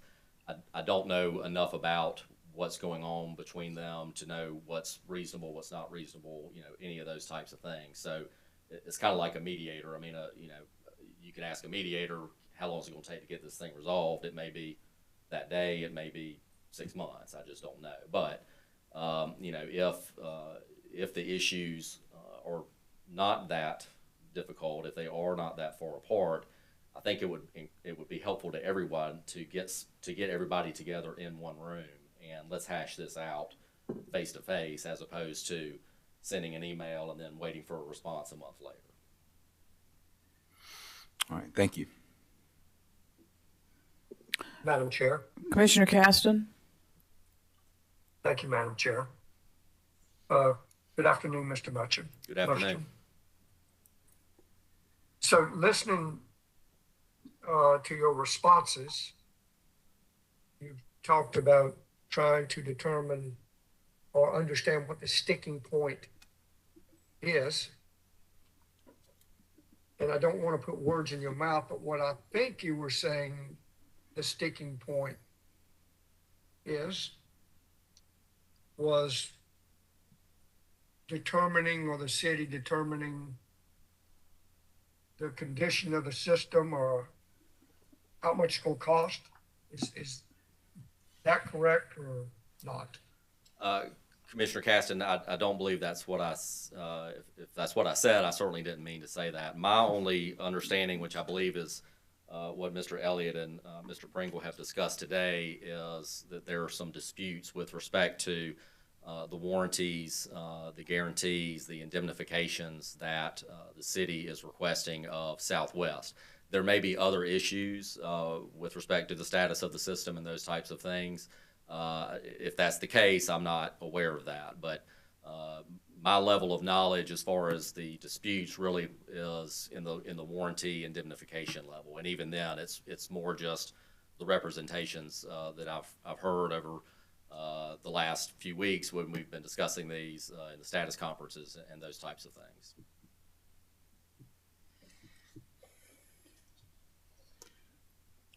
Is it a fair statement to say if the system was in great shape and very efficient and no problems, there would be no issue? I would think it would be easier to take it, but I don't know that to be the case. Okay. I don't know what the calculus of the city is when determining whether or not to take the system or not. The $2 million grant, I think it was $2 million grant that was discussed. Is that available only to the city, or would Southwest Utilities also be eligible for that? Commissioner, that I'll be honest with you. I think the $2 million, the grant, the first time that I heard that, I believe, was yesterday. So I don't believe we have any knowledge about what the basis of that grant is, who it would be available to. That may be a more appropriate question for Mr. Pringle and Mr. Elliott. I think that would be information we need to know. Oh, well, I think it would be useful information to know. Surely, well, from my perspective, if only the city can qualify for it, that matters. If Southwest Utilities does not qualify for it, that matters. If they do qualify for it, that matters. My point being is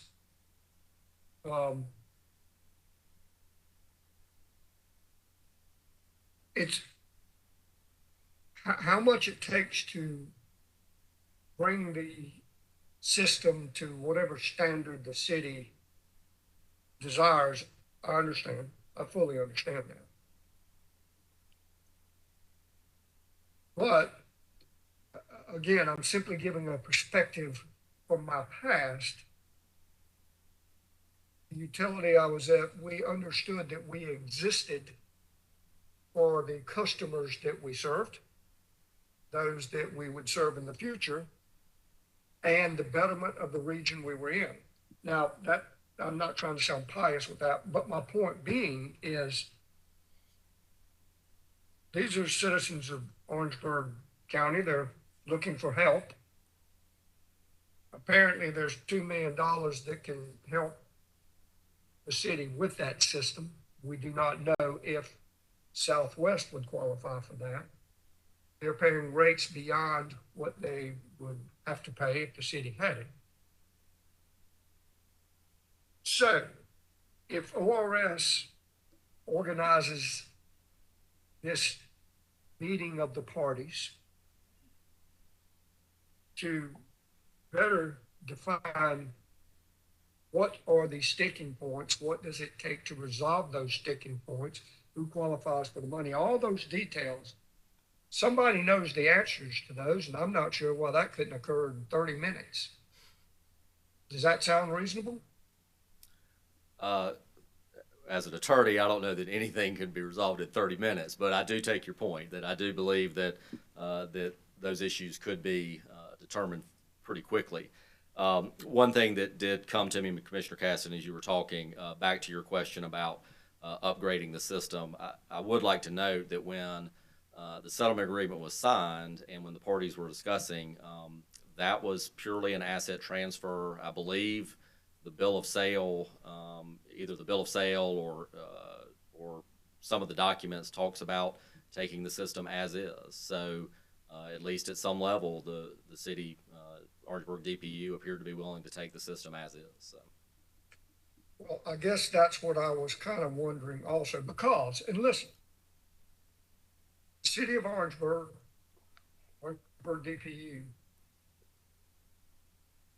their city, their system, they can decide what they want to decide, how they decide.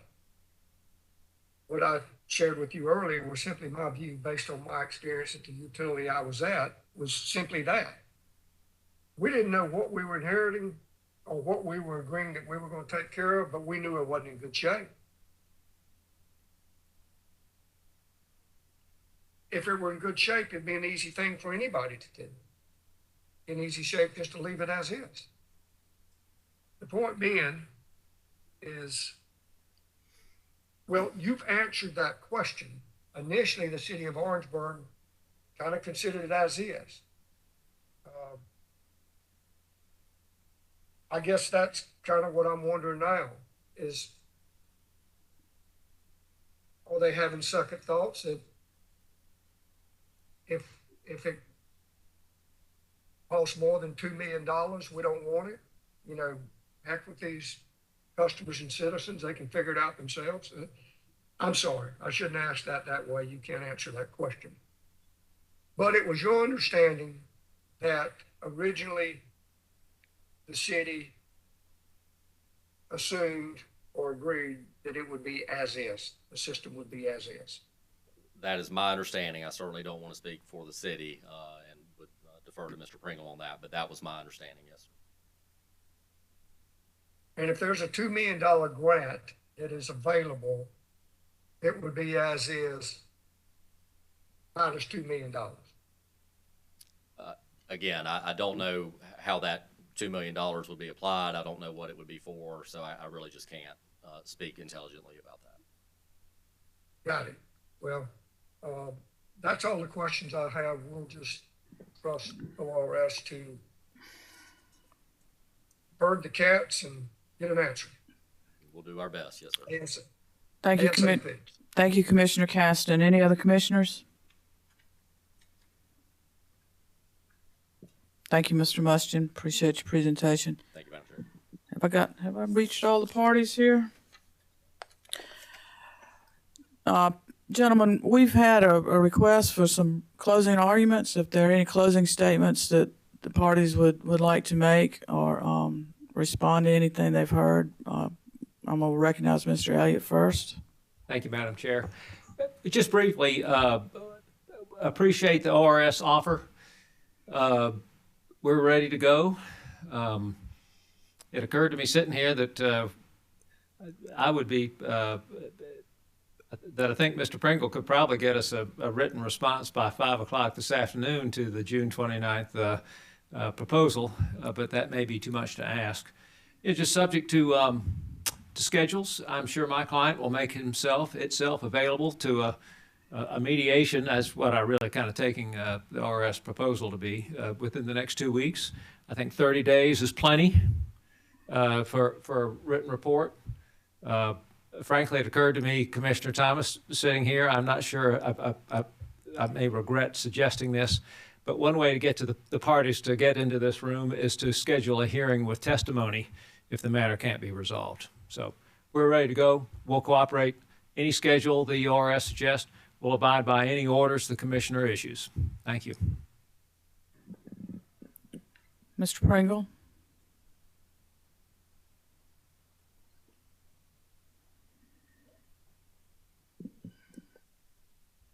Kind of can't believe I'm coming up here again.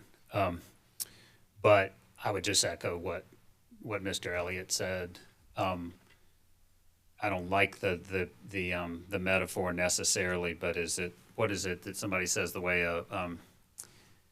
an impending execution tends to focus the mind, and again, having something that makes the parties or focus on these particular issues and is a practical way to convey the urgency or the importance of the issue. And my client will certainly be involved in that, and I appreciate everyone's time and attention to this, and will commit to the commission and the parties that I will do everything in my power to get things moving and to move this towards a resolution.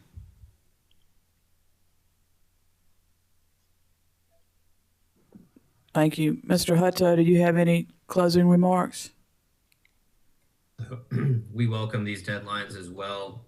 We don't have much in the way of negotiation to offer in this, but we'll attend anything that the commission thinks it would be beneficial for us to attend. And if we can wrap this up sooner, that is certainly our preference. Thank you. Thank you. Mr. Mustian? Madam Chair, unless the commission has something specific, nothing further from ORS. Thank you. Commissioners, is there anything further of the parties before we adjourn? To all council and representatives here, thank y'all very much for coming in and appearing virtually as well. We certainly appreciate your work and can appreciate the difficulties that you may have experienced, but we will have something for you as soon as possible.